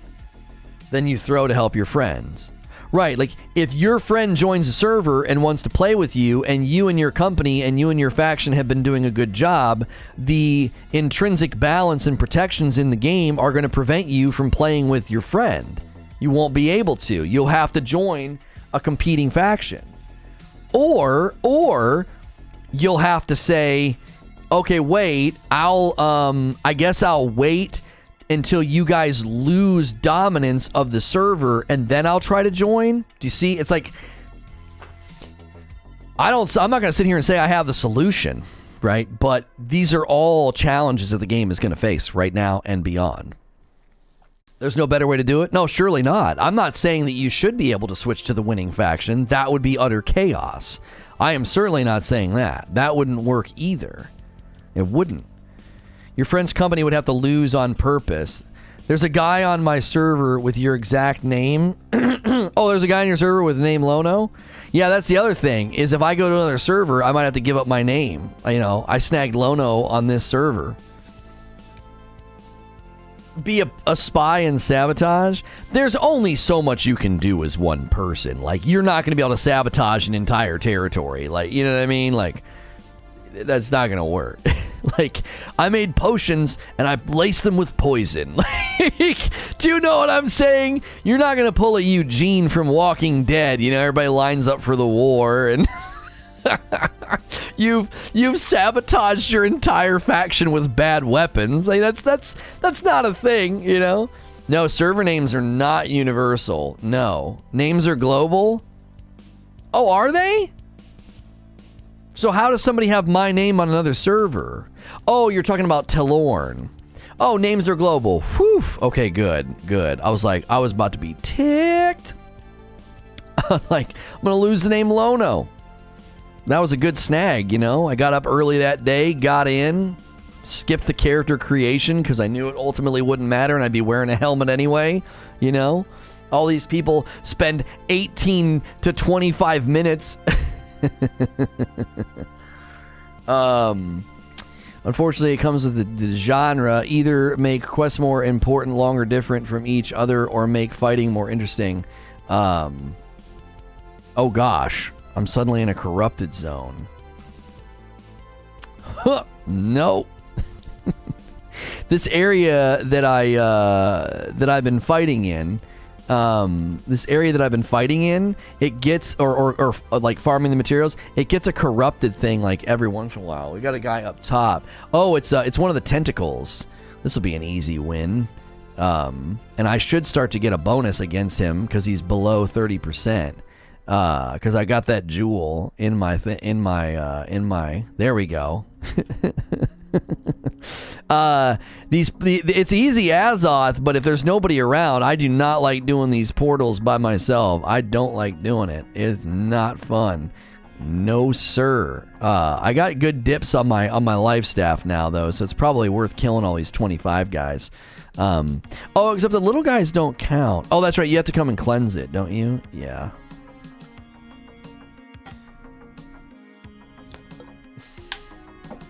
I'm like that. I spend a bit of time creating my tune because at the end of the day, I know what's under the hood. Yeah, I've just never felt the need. I'm always like, yeah, who cares? You know, because I know you're not going to see his face after like level 10. You know, it's like, who cares? Who cares? He's got a great Brit, you know. Exactly. Okay.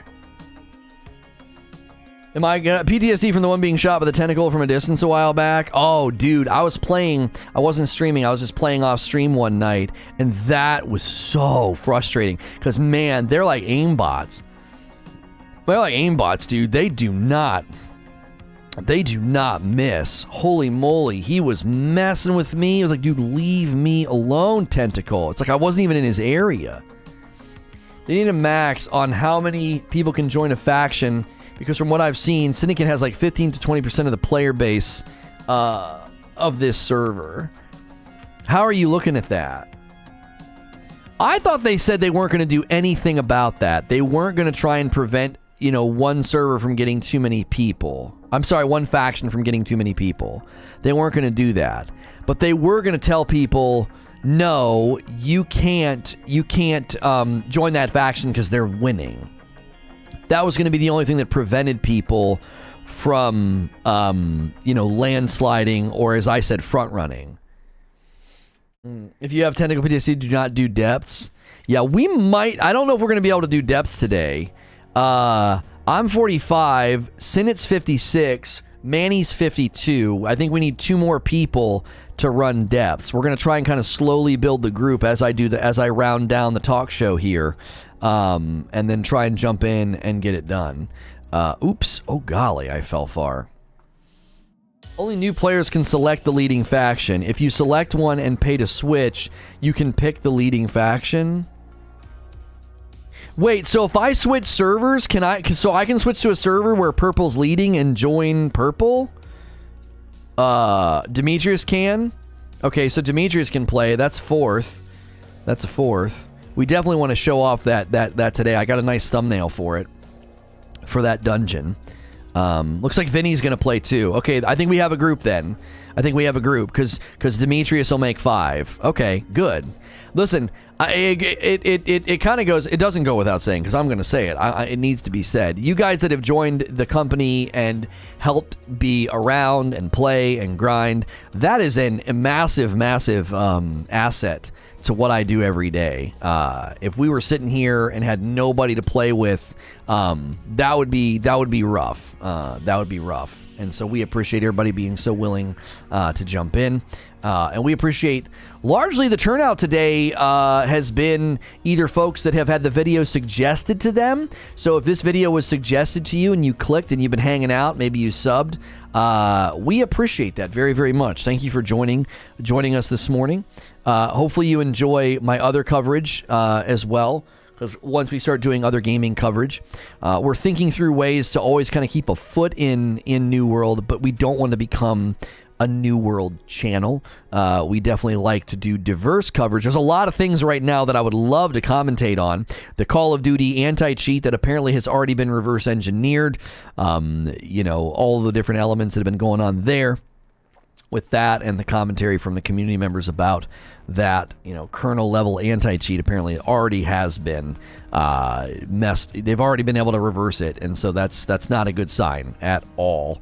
Unless we even covered Crysis this morning. Yeah, we got a code for Crysis Remastered, and let me make sure we got credit for that coverage. It hit this morning when the embargo lifted. I played through all three. It's a pretty long video because I give you 15 minutes of each of them.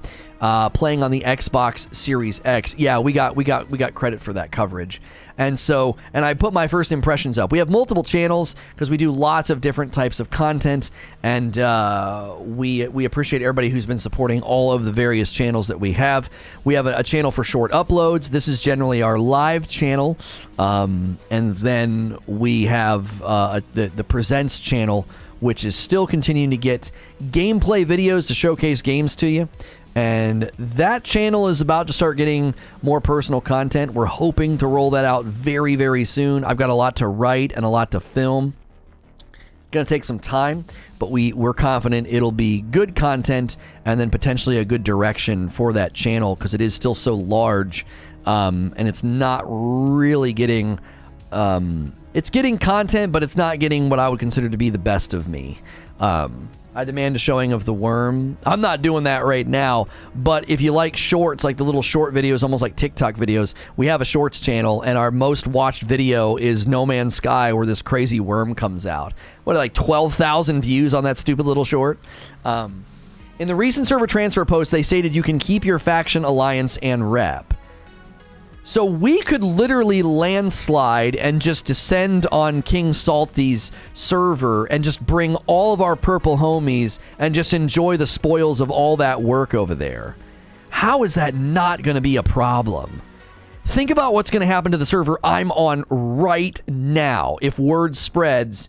If you're on a server in green struggling, go to Eden. We're dominating, right? That ball is going to just absolutely snowball. It was a heck of a worm. It really, really was. It was good. It's a good clip. That's going to be a huge problem. Right, like, you're going to basically let anybody that wants to be like, dude, I'm getting the frick out of here, man. Our server sucks. And then they're going to be able to just go to a server where it doesn't suck. I don't know. If that's true, all the servers will become one color, and that's it. Yeah, they're going to have to do territory resets in like a month. They're going to have to do territory resets or something, because that's just... I can't see this not sliding into that. I can't see a way where that doesn't happen. I really can't. Any server that's already dominated by a color is about to probably get worse. If the server is full already... If the server is full, Witty, yes. But a lot of these servers are not at capacity. People are making... Oh my gosh. We had a couple people make characters on Eden recently. Also, think of it this way, Witty. Think of it this way. If you're on my server right now and you're not pleased with the direction because you're not in green, all those people leave, creates vacancy. The vacancy gets filled by people who are already green. Do you see? Because, like... You have a bunch of people right now on this server who have a vested reason to leave. They're like, it's just a green server now. Let's get out of here. Every one person that leaves because they're not green leaves a vacancy for somebody to join that is green, right? Penalties for massive increase in costs. When a faction owns too much, they're stretched too thin. Well, they said it's going to be hard for factions to maintain lots of territory. They've said that. They've said, you know, in order to make it so that you can turn the tide, if a faction is just absolutely obliterating your server, it's going to be hard for them to maintain that. There was a post on Reddit about this, about they've thought through that, and they've come up with ways to alleviate that. You know, we don't know how effective it's going to be, but they have said they've got things in place to assist with that. Again, we don't know if it's going to work, because it's. I'm telling you, this is an ambitious game. It's an ambitious game. They are ambitious with their goals and with their setup. Apparently, defending a settlement costs a lot of money. Right. So you're gonna have to maintain an awful lot of wealth to defend. And I've heard people say, I've seen some guys complain about that. They're like, defending your territory is just such a flat tire. It's like you're getting attacked every day. So there have been some people that have asked for cooldowns on that. They're like, you can't. As soon as we get dominance, we're getting attacked. You know what I mean? As soon as we get a territory, we're getting attacked. Scotty says, it's all about faction cooperation on the server. My server has a syndicate faction Discord, so when there's attack, we can all back it up. Okay.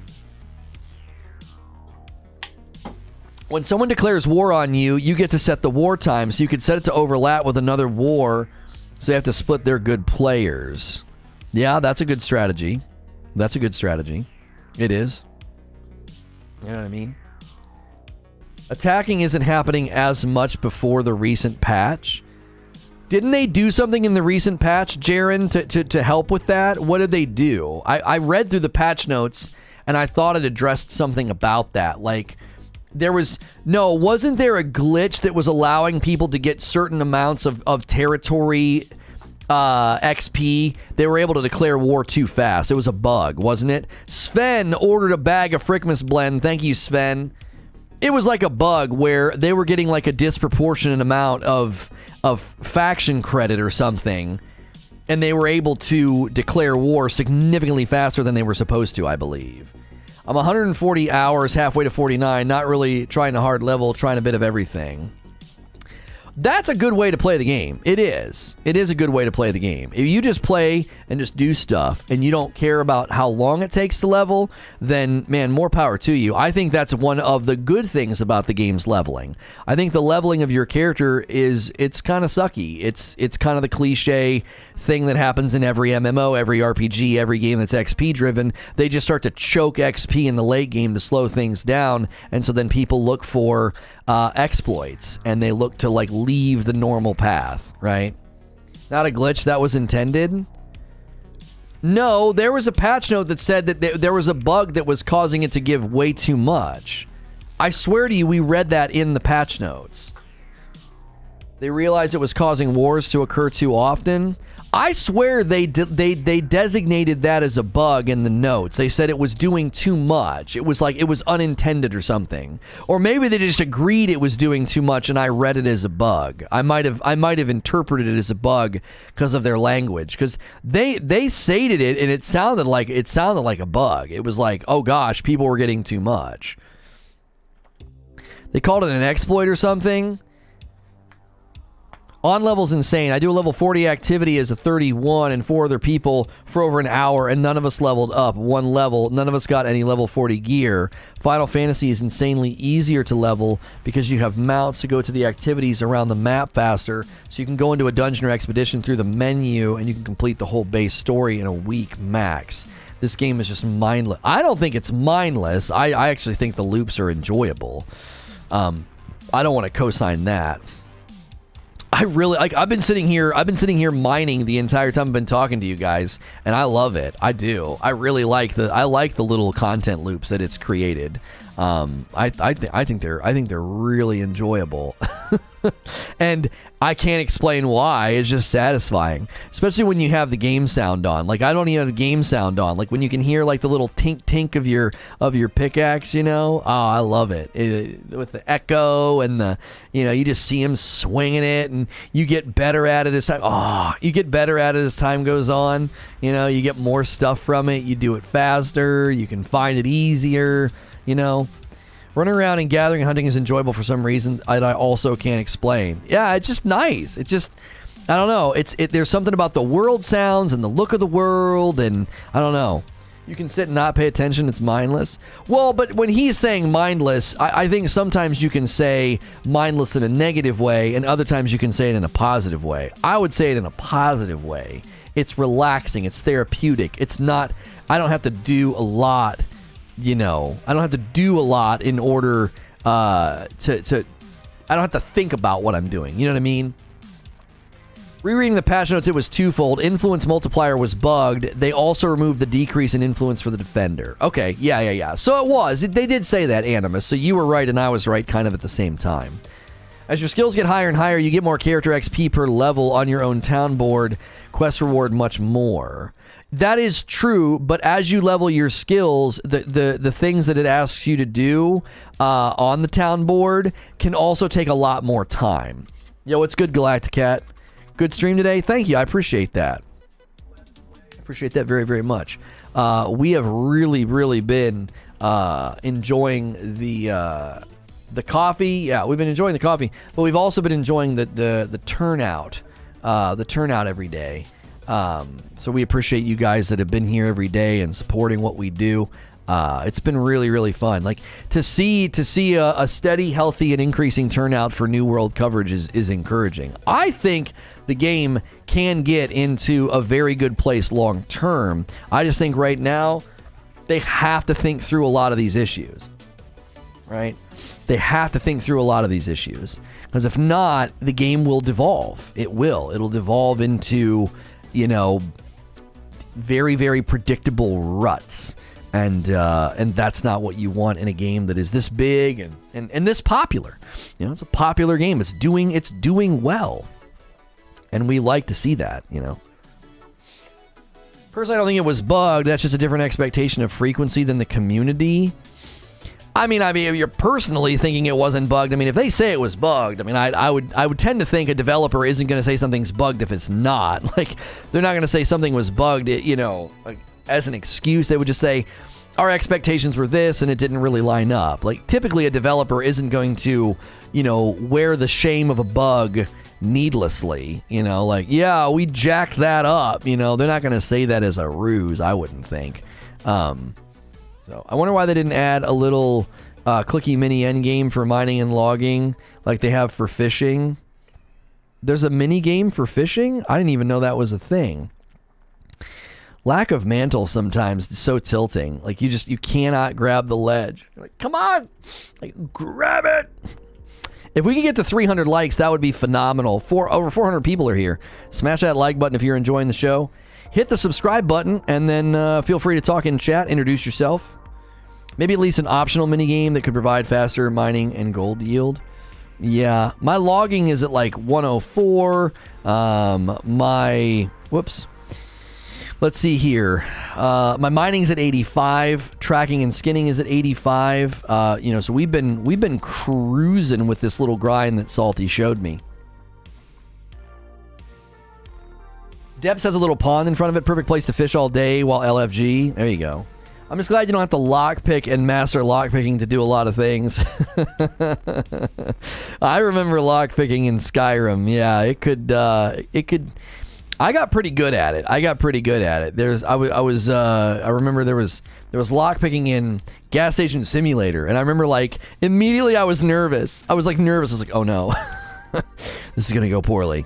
But I did okay. But that lock-picking nervousness came back from Skyrim.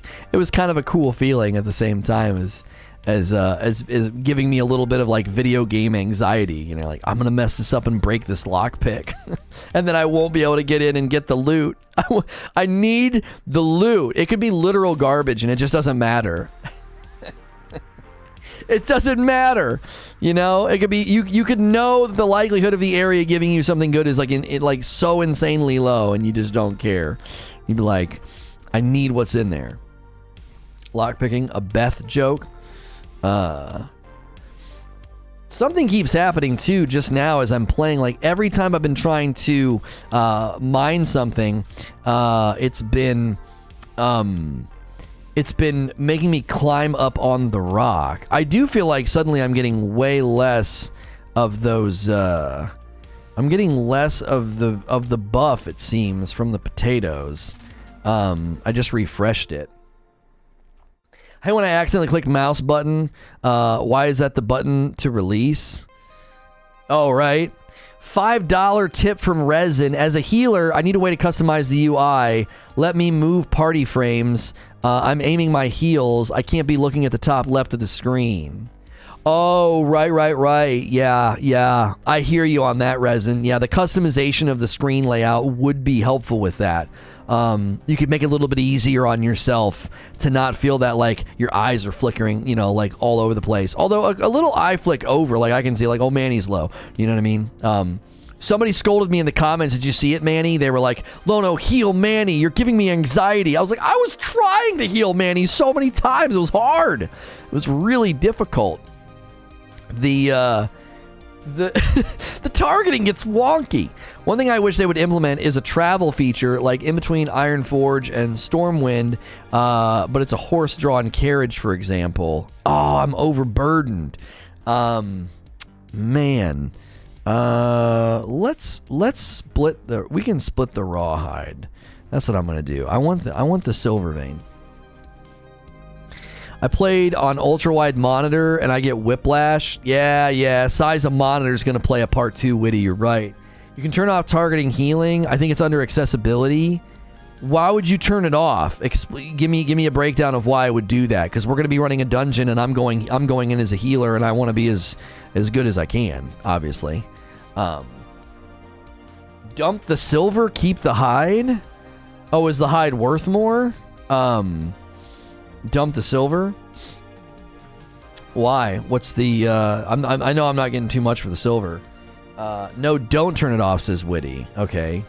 Imagine them playing on a super ultra wide 32:9 and having to look all the way over to the left. Like literally turning your head. You're like, what's going on over there? Like you're in the real, like you're actually in New World. Like you're actually having to physically turn your body and your head to look over. You should process the silver for XP and then dump it. That's usually what I've been doing is smelting it into and then selling the ingots. Yeah, that's what I've been doing a lot of the times. I mine it for the XP, and then I smelt it and then I sell it. We use smelt it, dealt it. You got to be a little bit old for that one.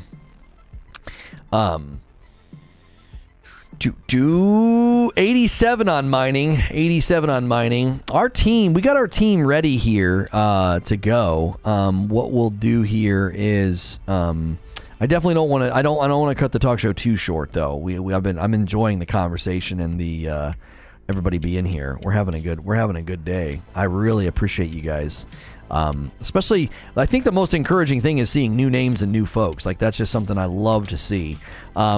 There are ways to support the channel directly too. If you're a subscriber and you press like, we appreciate you being here. You can click the join button to become a paying member. That gets you increased access in our Discord. Order coffee, use the shirt command, order disc plates. Those are all things that do support me and my family directly. The coffee is ours, by the way. Some of you might not realize this, but the coffee is something that we own. And we ship right from our home. It's something that my kiddos make. We'll send you a little drawing with your coffee order. And we've got the 3 flavors. The light roast is the yellow, the dark roast is the red, and then the green is the Frickmas blend that we just launched. That is something that you can get Great price. They all have balanced acidity, which is one of the main reasons so many people like it. People drink it without creamer, with creamer. People cold brew it. Yeah, so we greatly appreciate all the people that have been supporting the coffee with purchases, and then you guys promote it and tell people how good it is. You guys are awesome. Yo, there's a membership from Resin. Thank you so much, Resin. Enjoy the dope badge and emotes. You are dope and deserve dope stuff. We greatly appreciate it. We're just ready to go when you are. Take your time. Stop encouraging his tardiness. What do you mean tardiness? We do a talk show and then we do gameplay, buddy. What are you talking about? What do you mean? I'm not doing anything abnormal right now. I'm not late. You know what I mean? Dark roast cold brew. Oh, is it good? I think my wife did that. She says she can't decide which she likes better, the dark roast or the Frickmas blend. And she's not picky, but she's very she likes good coffee. She doesn't like the cheap stuff. So like there was a local place that she was going to for coffee, and she actually thinks my coffee's better. And I'm telling you right now, it's not in my wife's nature to say that just to say it. Like she genuinely means it. She's like, I like yours better. So yeah, the international shipping is horrendous right now, Hellfire. It is so bad. You know what's crazy? Is the flat rate is now cheaper than first class, and that wasn't true. When we first started doing this, that was not the case. It was cheaper to ship overseas first class, and now it's not. It's more expensive to do first class. It's cheaper to do the flat rate stuff. You'd be late to your own funeral? It's probably true. Shipping is so bad. I know. Unfortunately, we don't have any control over that. Shipping in the U.S. is fine. Like, it's not terrible, but shipping overseas is so horrible. And there's so many of you. There's so many of you that I know would buy it if you could. I know you would buy it if you could. You know. Shipping only going to get worse. Yeah, more than likely, at least for the next 12 months, you know. It might start to get better, I don't know, next year. Lono's late, y'all just early. That's right. A wizard is never late. That's right.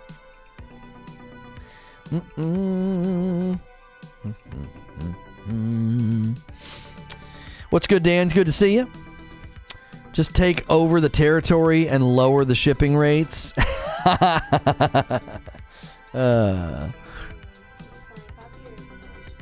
We've sold a ton of coffee. No one's writing books. Oh, T-Bone says, what I'm saying is that Final Fantasy leveling is fun and easier. You don't have any carrying capacity, so you go past, you can only crawl. The game's grind is unpleasant to say the least. Hey, I filled up my inventory. Oh, I have to either throw out some stuff weighing me down or truck across the settlement 5 minutes away, drop out my loot, and then track back. Right, but I don't know. In general, I don't like the idea that, like, I can go out and chop down 1,000 trees and not have to worry about how much I'm carrying. Christmas shopping isn't going to make shopping... Oh, yeah. Like, I think there's both sides. We need 24 likes for 300. We had a lot of people tune in today and didn't smash that like button. We need that. We need those. Those are helpful. I see both sides. I 100% see both sides, because you not having to worry about anything in your inventory with respect to size and weight. Okay. I get that. Like that, then you can just kind of go and do your thing. Trust me, inventory management can be a nightmare. If you've played Diablo 2 Resurrected, you know all too well what inventory management hell can be. Okay, but there's also something to be said for, like, you're literally like mining ore and wood. That's unrealistic to begin with, let alone not having any limitations. And in this game, they've literally given you the ability to increase your carrying capacity by farming, making, and increasing your bag and everything else. It's part of your power progression in the world. I have 3 bags right now. Now 2 of them aren't green, so I need to fix that. But like, that's another form of progression and leveling and feeling like you're better.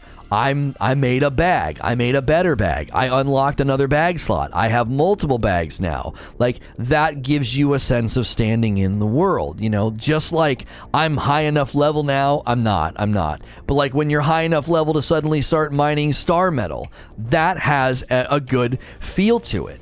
Right? You're applying a philosophy that just doesn't fit. It'd be like, well, I should be able to mine star metal right away. Okay? No. You got to earn that right. I should be able to not have to worry about carrying capacity. No, you have to earn that right. You've got to farm, mine, unlock, level up, and then make bags, and now you can carry more. Like, that's just part of you getting better and stronger in the world. It's all attached. Right? Your sense of the fast traveling, right? Your ability to fast travel well in this game is something that you earn. You farm for Azoth. You get strong enough to farm the Corrupteds. You get a house, right? You know what I'm saying? You get better at traversing and fast traveling. A lot of the people that complain about fast traveling just need to watch a couple videos on, like, okay, fast traveling's not that bad. It's just a matter of managing it and leveling to make it better, right? Usually, in games like this, they introduce pain, and as you level, you mitigate or minimize that pain. Fast travel, mining, carrying capacity, strength, defense, healing. These are all things that are introduced as different varying degrees of pain in the beginning of the game. You're either not strong enough to attack that bear, or you can't mine that material, or you're not strong enough to carry, you know, X number of pounds. And those little pain points, okay, those pain points arrive in a variety of ways, and you then start to minimize or mitigate that pain by leveling up and getting stronger. Now you can go attack that bear and smack him in the face. Now you can mine that star metal. Now you can carry more materials. These are all a sense of progress and achievement in the game. My main issue today with the video, like leveling sucks, is that the leveling of your character is just bad. It's not an enjoyable experience. People are like, well, just go do other things. I mean, if you're playing through the quest and you want to do the next dungeon, or you're playing through the quest and you want to do the next storyline thing, being like, oh, you got to level up 5 times, and running quests and side quests in the area is just like insanely slow. By comparison, it's so much slower than everything else. That to me is just not a good leveling system. You should be able to just keep on questing through the main story, side quests and whatever, and just continue leveling at a healthy clip. Instead of feeling like what everybody felt like in the last couple of weeks, I need to find a leveling fast guide. I need to find a farming spot. I need to find an exploit. All of those things are symptoms of leveling that I don't think has been built properly. Now, again, that's leveling of your character, not necessarily the leveling of your weapon mastery or your carrying capacity, leveling your faction influence, or your influence in an area, or your standing in an area, so then you can buy a house. You know, these are all things I'm fine with taking time. You know, leveling your character so you can do the next story quest, I just feel that should just happen. I don't think that should be something that feels... again, if a player feels driven to exploit and find exploit farms or shortcuts, then to me, the leveling has failed. The leveling has failed. You should be saying, why are you farming the boar? Right? Why are you doing that? And someone will be like, well, it's fast. And they'd be like, it's not as fast as just questing, you dum-dum. Questing's so much better. Like, just play the game. What are you doing? Why are you doing that? Why are you farming boar? Why are you doing the town board? What? You're just throwing gold away? Why are you doing that? You're throwing your gold away to level? That doesn't even make any sense. Makes sense in an equation where leveling gets choked out and you're like, I can't do the thing that I want to do. It for sure makes sense in that environment. you know? Oh, I went down too early.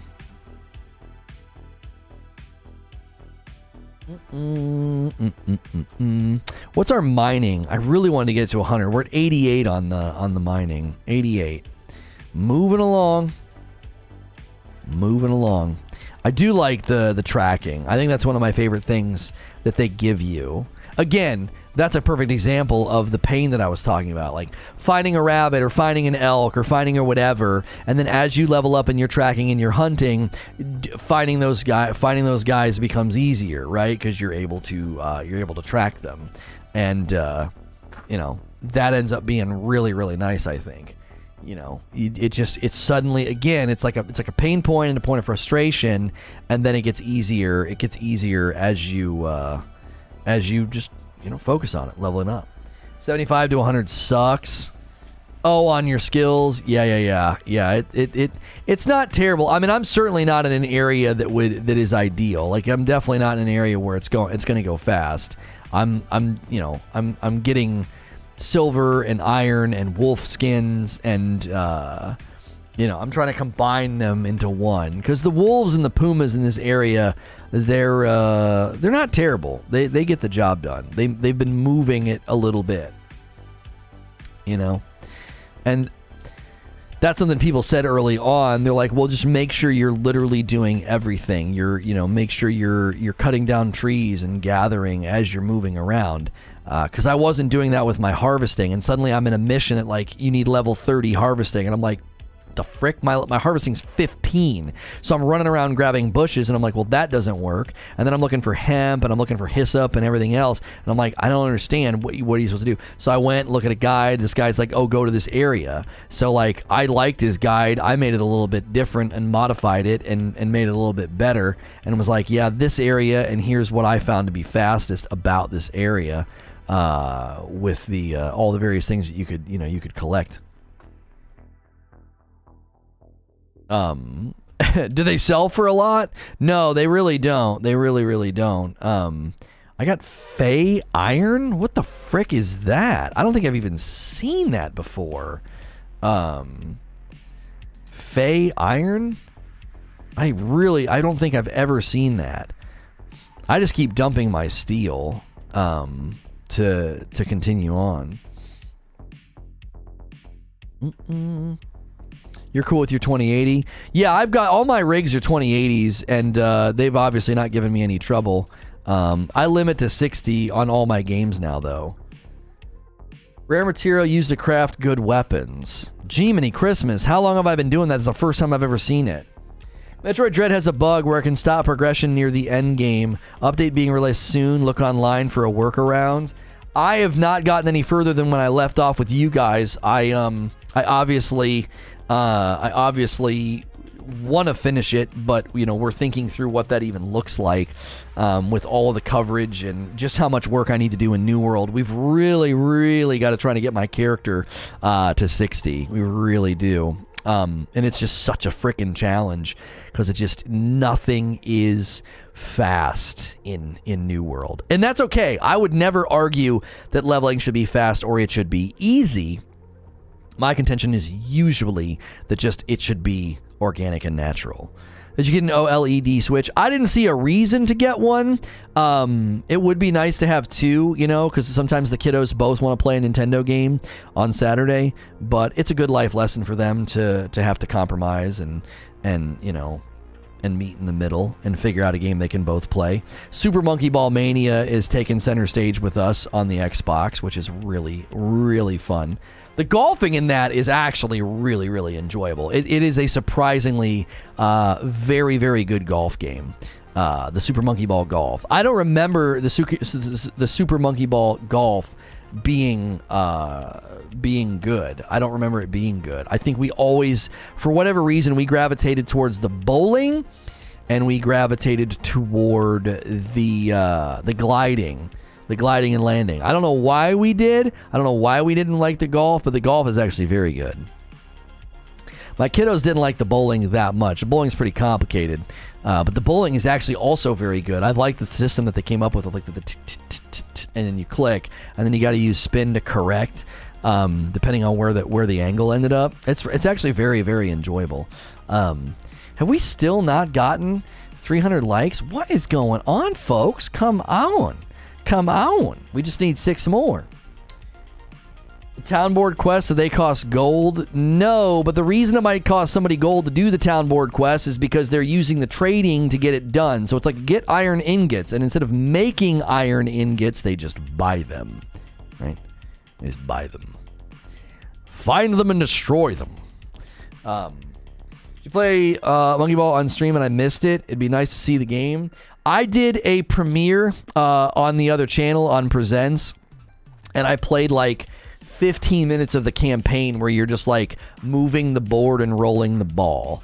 So I have not done any extensive Monkey Ball coverage. No, I haven't. We literally did like that one video, and that was it.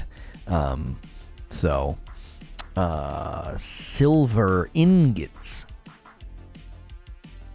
Sometimes I'll spend 100 200 gold in a trade market to make 3,000 to 7,000 XP. Yeah, a lot of the times you can just buy what you need. And if you're like me, I mean, I've got people that are literally just giving me whatever I need. That makes it extremely easy, just funneling gold to me to help me level up. That's been really, really nice. Steel ingots are going for $1.75 right now. Where I am. That's actually surprising. Iron ingots are going for like 32 cents. That's not terrible. And then the silver ingots are way down. No one wants those. Yeah, steel ingots are going for a pretty good chunk. And then the what do you get from the? Is anybody buying red meat? No. What do you get from the wolves? Rawhide? Oh, I sold the rawhide already. Missing occasion to say monkey ball business. You see they were trying to cancel this guy because he told this person she looked nice in her outfit during a segment. Is that all? I feel like so many people come into my stream and they ask me what I think about a scenario like that, and I don't get the full story right away. Is that all he said? Is there more? Are there complaints coming out about him? Or is it literally he told someone they look nice and people are frothing at the mouth? It's not beyond our culture to overreact. It's not beyond our culture to overreact. I mean, I'm not doubting your claim. But I would like to see if there's more to the story than just, oh, you look very nice. Did he do anything or say anything else? Would be my question. We got about 20-something new subs today, so thank you to all the new people clicking the sub button. I hope you are enjoying the show. Hope you're enjoying yourself. I'm going to step away very, very briefly and use the restroom. When I come back, we'll start winding down the talk show to get ready for the Depths Dungeon. He said, you looked nice in your cowboy boots and your shirt. There's a link to watch it. It's a little creepy. You can hear him mentally reading the HR email in real time. It's a little creepy and super awkward. Okay. Somebody put it in the Discord. I'll watch it. I'll be right back.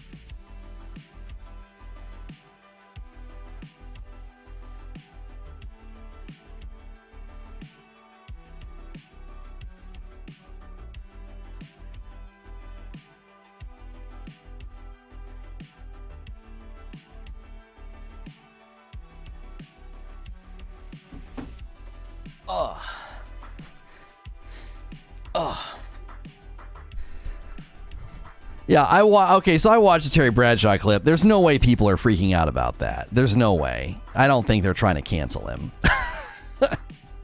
It's 100% innocent. He says her boots and shirt looked nice, and then he said, I like that interview. And he even kind of stammers a little bit. Like, do you guys want to see the montage of how many times women objectify Henry Cavill in interviews and how uncomfortable it makes him? Like, you know what I'm saying? Or anybody, like, there's no way people are that angry about Terry Bradshaw saying that. There's no way. I highly doubt he's in trouble or in risk of being canceled for telling somebody their boots and shirt looked nice and that he liked their interview. You know what I mean? Well, and also, it seemed like he was saying, like, your outfit's dope. Like, that's okay to say. Your boots and your shirt. Like, you know what I'm saying? You know what I mean? Your boots and your shirt look nice. You look dope. Like, I think that's okay. I don't know. I told my friend the other day he looked good. He had, like, on a flannel, and he has, like, a nice beard and glasses. And I was like, bro, flannel looks good on you. I said, I'm all about dudes embracing telling other dudes when they look good. I said, girls do it all the time. They're like, oh, you look so cute. I was like, guys should be able to tell their bros when they're looking nice. Like, there's nothing wrong with that. Like, it's okay to compliment somebody's outfit. Yo, Arrow, with a brand new membership, thank you so much. Enjoy the dope badge and emotes. You are dope and deserve dope stuff. Welcome, welcome. Thank you, Arrow. The news articles are calling him creepy, but it's not creepy. Boots and a shirt? If he said something like, you really fill that shirt out well, then okay. Or, man, that shirt's looking... He's complimenting her outfit. He compliments her outfit. I don't understand.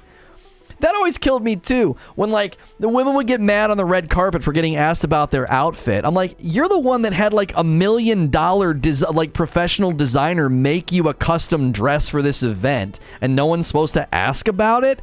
If some dude had on like $1 million tuxedo with like encrusted jewels and like silk from another country woven into it, you'd expect people to ask about it. Like, what the frick? If you don't want people asking about your amazing outfit, then maybe don't spend, like, I don't know, a school's entire budget on your dress, and maybe then people won't ask about it. Like, that's the whole point. You're dressed to the nines. You look awesome. What the frick? What's the problem here? It kills me. I don't understand. Isn't that the whole point of dressing super dope and spending literally millions of dollars? You got earrings on that could solve poverty in a third world country, and you don't want people asking about them? Like, what the frick? What are you even talking about? 5 spot from King Keys. It's 2020. We stay gassing up the homies. That's right. That's right. Thank you for the 5 spot. She's not voicing an issue. Oh, she'll probably come out and be like, it was fine. He complimented my outfit. Everybody needs to chill the frick out. Like, chill the frick out. He complimented my boots and my shirt. Everyone chill. Chill, daddy. Daddy, chill. Like, that's the spirit animal of our generation. We all just need to chill. Daddy, chill. Nothing's gonna happen to Terry Bradshaw. That's the dumbest. That's not even a story. That's not even a story. In his defense, when did Aaron Andrews not look good? Well, like, there was a whole thing that came out about Henry Cavill. Like, Henry Cavill doesn't like being told how good looking he is. He's well aware that he looks like he's chiseled from marble. Like, he gets it. He's an absolute stud. He could roll out of bed, mess his hair up, take a selfie, and people be like, oh my gosh. Like, he's well aware that he has been blessed with a very, very, beautiful physique and face. He's well aware. And there was like a whole montage of like that being the focal point of the interview, and it made him uncomfortable. It was like, I'm here to talk about my movie, not how hot I am, right? And there was a montage of similar things happening to Scarlett Johansson. Everybody would be there being interviewed, and she'd be getting asked if she wore undergarments underneath her outfit. Like, what the frick? How is that the question, right? Why is that the interview question? Like, and she got irritated by it because it was like, she even said the one time, she's like, have you seen Chris Hemsworth? She's like, I'm not the only, 10 out of 10 bombshell in the franchise. Like, Hemsworth is obviously, amazing looking. So, it clearly interviewers need to consider, and hosts in these environments need to consider saying and conducting themselves in a way that's professional. But telling someone they look nice or that their outfit looks nice is not creepy at all. I've watched tons of talk show hosts, David Letterman, Jay Leno, Jimmy Fallon, over the years compliment somebody on how nice they look. Like, that's not creepy. You know what I mean? We're turning everything into an opportunity for projected discomfort, because it's essentially the projection of the way you view yourself in the world is like, if someone and the contradiction here is so stark and so alarming to me, right? People are literally selling pictures of themselves, turning themselves into an object that can be consumed, but then they don't want to be objectified. I'm like, I don't understand this doesn't make any sense to me. That's the business that you're in. This doesn't make any sense to me at all. I don't know.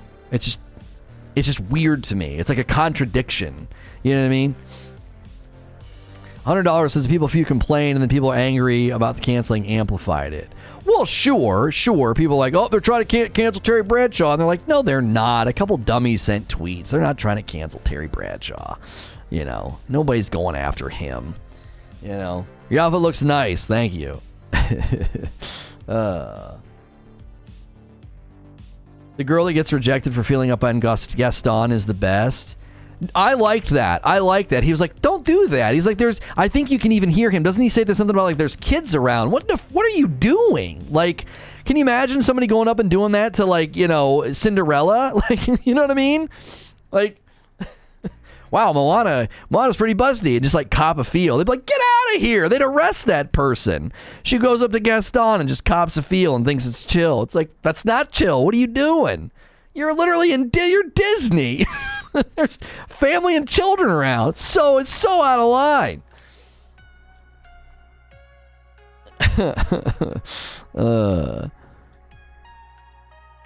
Come on. All right, we're 105 on logging. We could probably take a break from the logging. Gaston sent her to Disney jail. He's like, get out of here. And he was serious. He's like, no, I'm serious. Get out of here. Well, yeah, but people are allowed to write their own songs and make their own artwork at Wood. They're allowed to do that. Synod says, FYI, as a healer, if you run Carnelians on your armor, you will generate less threat. It would help the tanks out and help you from being targeted. I have sockets on my armor that I have not put jewels into yet, Synod, so we can do that as we prep. I'm going to probably do this, 10 more minutes, right?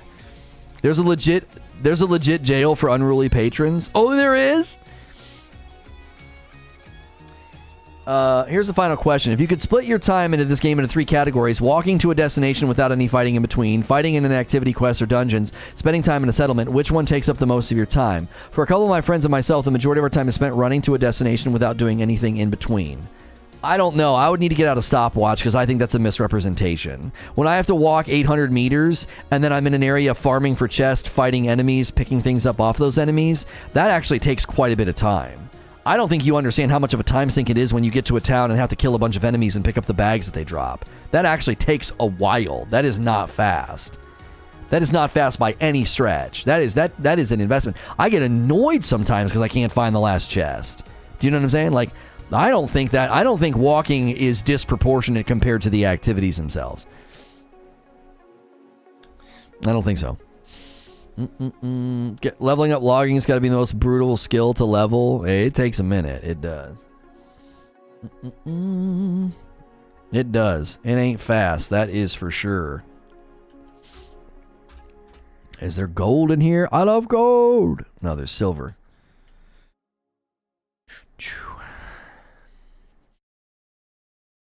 Lono going into auctioneer voice mode. That's right. Yeah, I every once in a while get really, really fast on the speech. Especially if I'm casting. Shoutcasting. Come on. There we go. Engineering is terrible as well to make your own tools. Oh, like leveling engineering? Oh, wow. I didn't even know you could do that. Thank you, by the way, Senate, for the $5 tip. I didn't thank you for the $5 tip. Both a tip about the game and the $5. Very kind.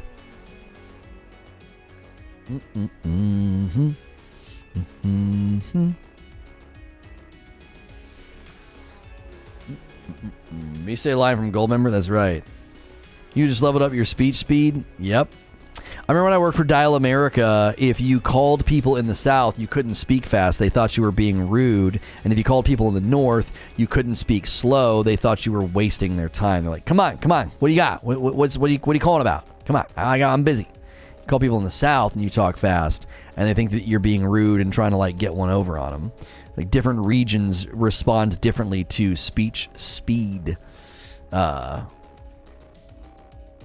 But if you own town boards, it will aid you in skill leveling. Yeah. I would do a lot down in New Light, which we lost New Light. We are, yeah, man, we're hurting. Purple is hurting on this server. We're getting obliterated. You know? Came into the chair stream. The chair stream? Are you Akuda Papa? How did you come in live and not be live? I took a break like 10 minutes ago, 15 minutes ago. That's my wife. She used to work in Disney. Huh. Yeah. I mean, can't just. Why? Regardless, even if she wouldn't have done exactly what she did, it's like that's just another person. You can't just go doing that. Like, hey.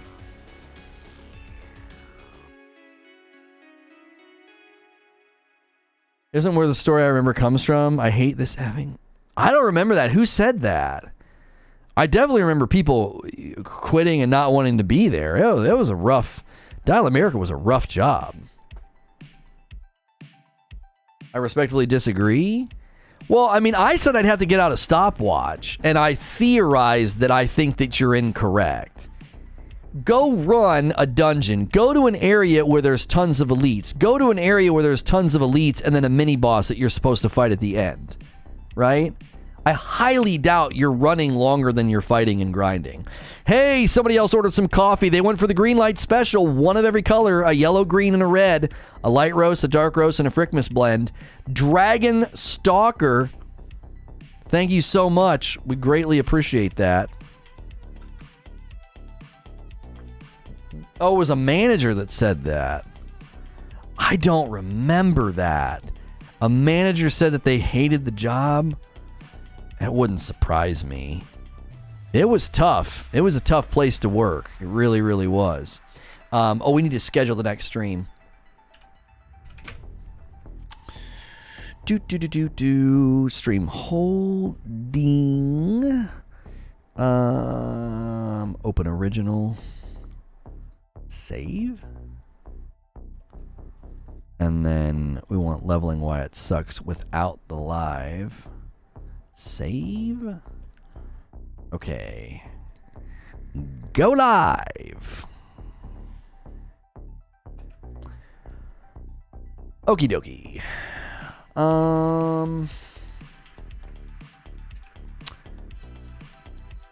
Okay. Are we going to need comms for this is the real question. Do you guys think we're going to need comms for this dungeon?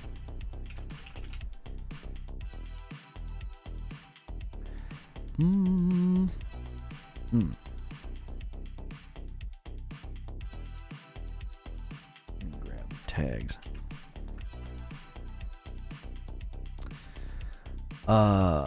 And I gotta remember to turn mid-rolls to like one mid-roll ad. Thankfully, Silver Subaru like let me know. Let the comments like getting tons of ads again on the VOD. I'm like, frick. We'll set this one for 12:10, even though we'll go before that. But that way people get the 30-minute noti.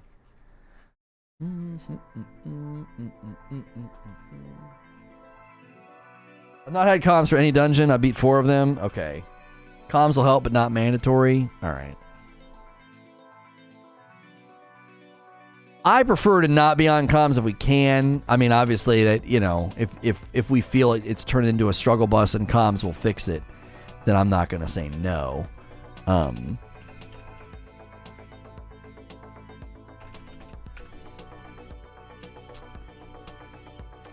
Customize the channel.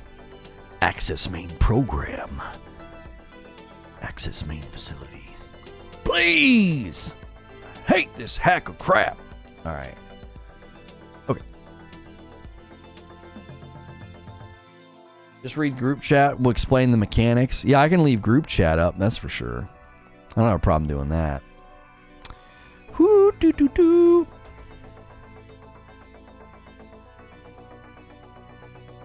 Oh, I see a big one. The worst thing in this game is when you see like a big rock that you've been looking for, like something to mine, and like someone else is like near it. You're like, no, please, please don't.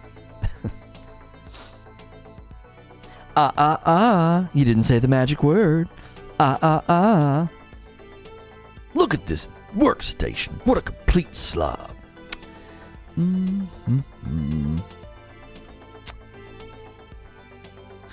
Even Nedry knew not to open up the raptor pen. Muldoon, he's like, even Nedry knew not to open the raptor pen. We're being hunted.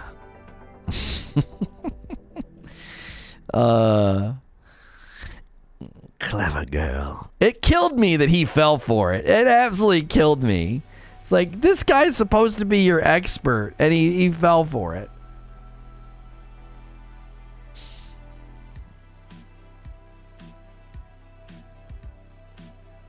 Been watching through Seinfeld again, and Wayne Knight showed up.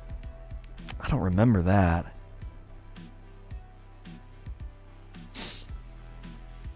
Why don't you show the gameplay on stream? I like to keep the talk show vibe. We do a talk show in the mornings and gameplay in the afternoon. I don't want to completely erode what we have in the morning. It just has a look and a feel, and I definitely focus way more on chat, you know, even, oh, Newman. Oh, his name's Wayne Knight. Oh, I didn't know that was his name. Yeah, he's great. He's great. Hello, Newman. Hello, Jerry. It's raining. He doesn't go to work when it's raining.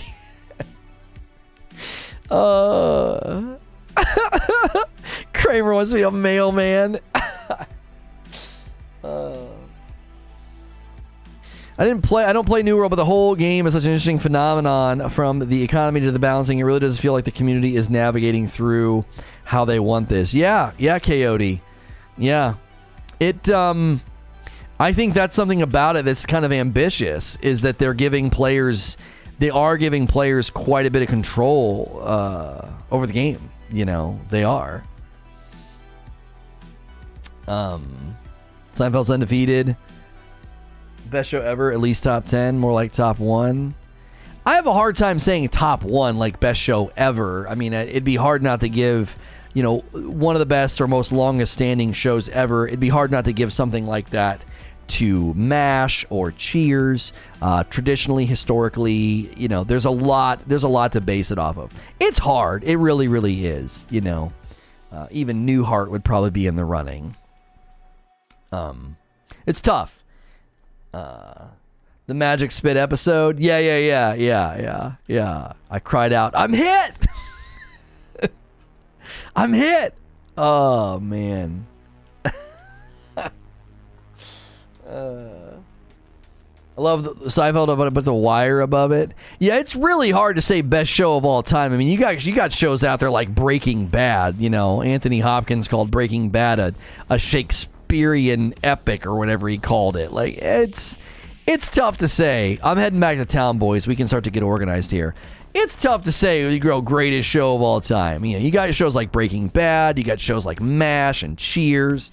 Yeah. It's hard. It's hard to give it to Seinfeld. I would say Seinfeld is easily top 3, you know, comedy sitcoms ever created. You know, you can give it that. You know, easily top 3. I would put it up there alongside of, you know, MASH and Cheers. I would. No doubt. It's got to be in the top 3. MASH, Cheers, Seinfeld. Boom, boom, boom. You know. Those are like the top 3 comedy sitcoms ever created. So Brooklyn Nine-Nine. I mean, Parks and Recreation, The Office, and Brooklyn Nine-Nine are probably some of the more best modern comedies. Sure.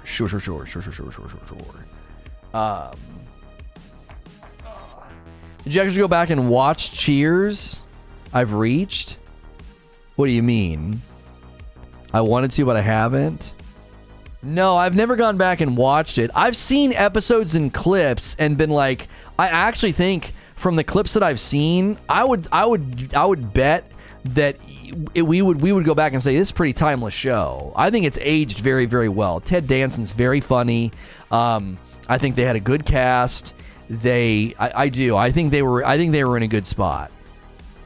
Community? Oh no, golly no. Oh gosh, no. If there are some overrated shows out there, it's How I Met Your Mother, it's Community, it's Scrubs. Some of these shows are just so freaking overrated. They're just so overrated. No.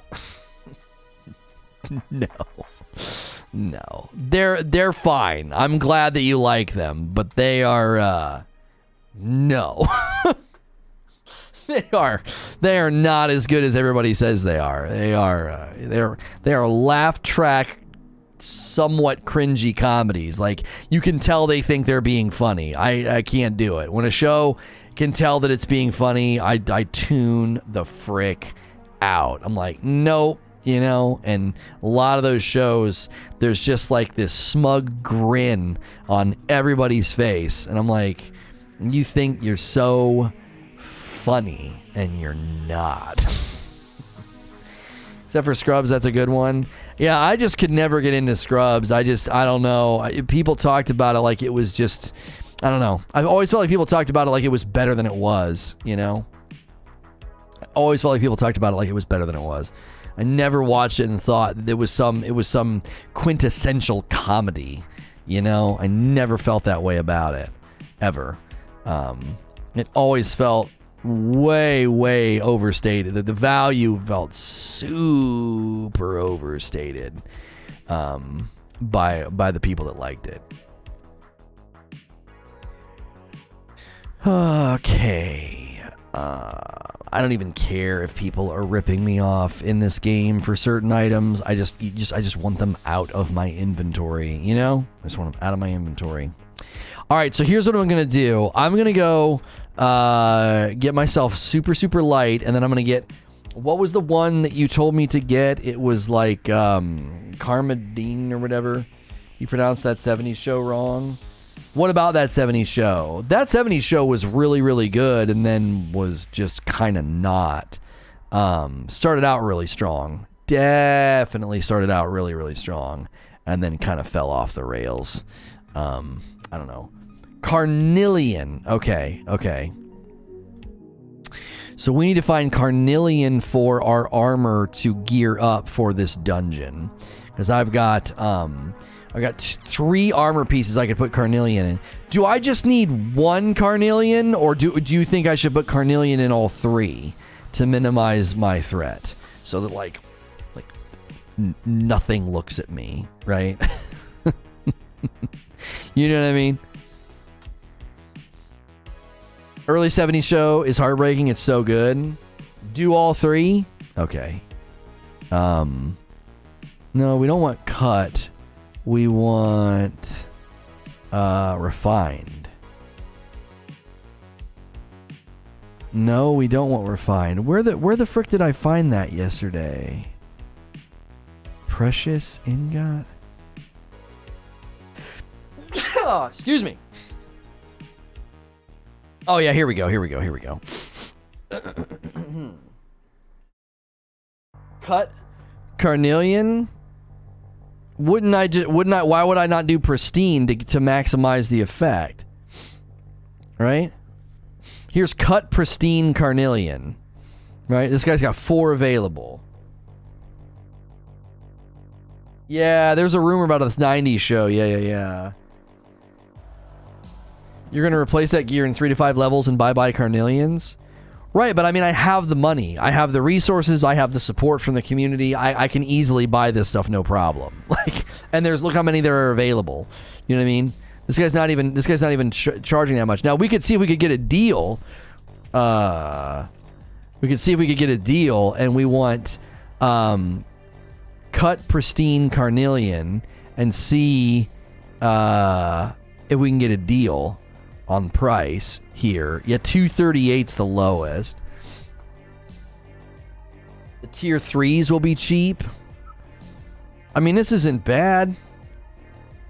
This guy's using our money like we don't earn it. I have the money. Tier 3 carnelian will be cheap. Well, what's going to be a tier 3? A cut what? I don't. Yeah, if you don't have an endless supply of money, I hear what you're saying. Yeah. You may not be able to use tier 5 gems. Pristine are very expensive. I have tier 5 gems in my weapons right now. Cut flawed will do just fine. Okay, everybody. Being freaking economical about it. My gosh. Cut flawed carnelian. It's 90 cents. Come on. We can go a little bit better than that, can't we? Can't we? You said tier 3s would be just fine? That would be a cut carnelian, right?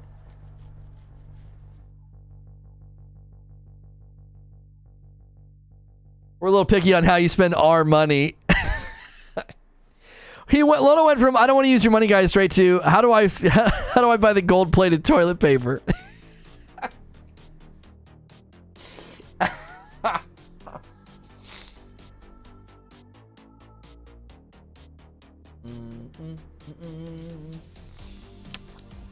Okay, I'll just buy these 3. All right, I'll just buy these 3 since everybody's getting weird. You generate 200% more threat or calming. You generate 6% less threat. So we're talking about generating 18% less threat with this one. With this chintzy piece of garbage here. This tier 3 piece of trash.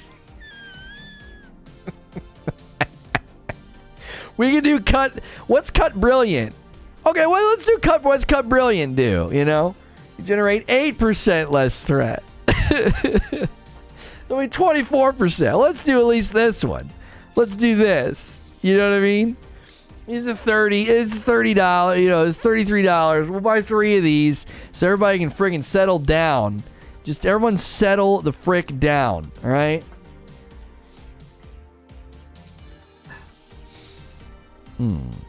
Okay.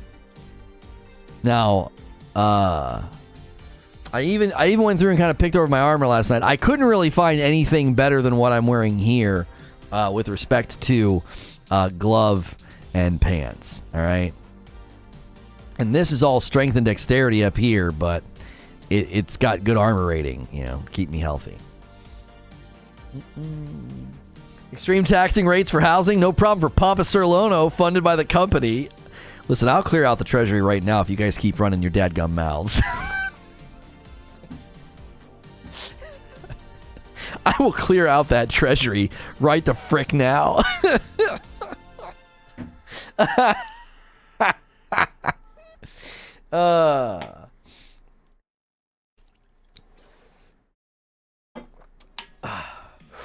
Okay. All right.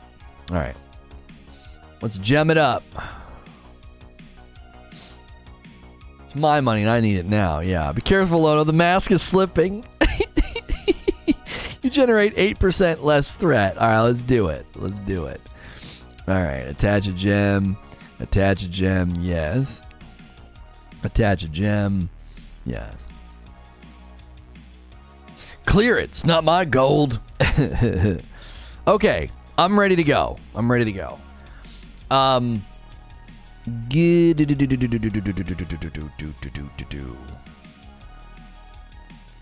Give me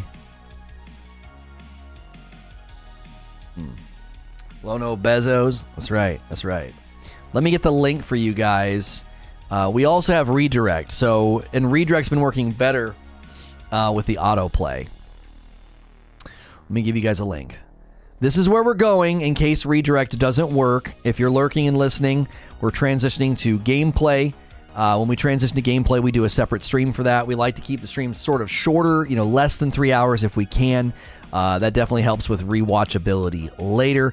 Please be sure to let us know if you're ever watching a VOD, if there's way too many ads on it. We definitely want to know that.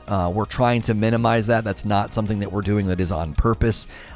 So I'm going to go live now on the other video. I'm going to click go live.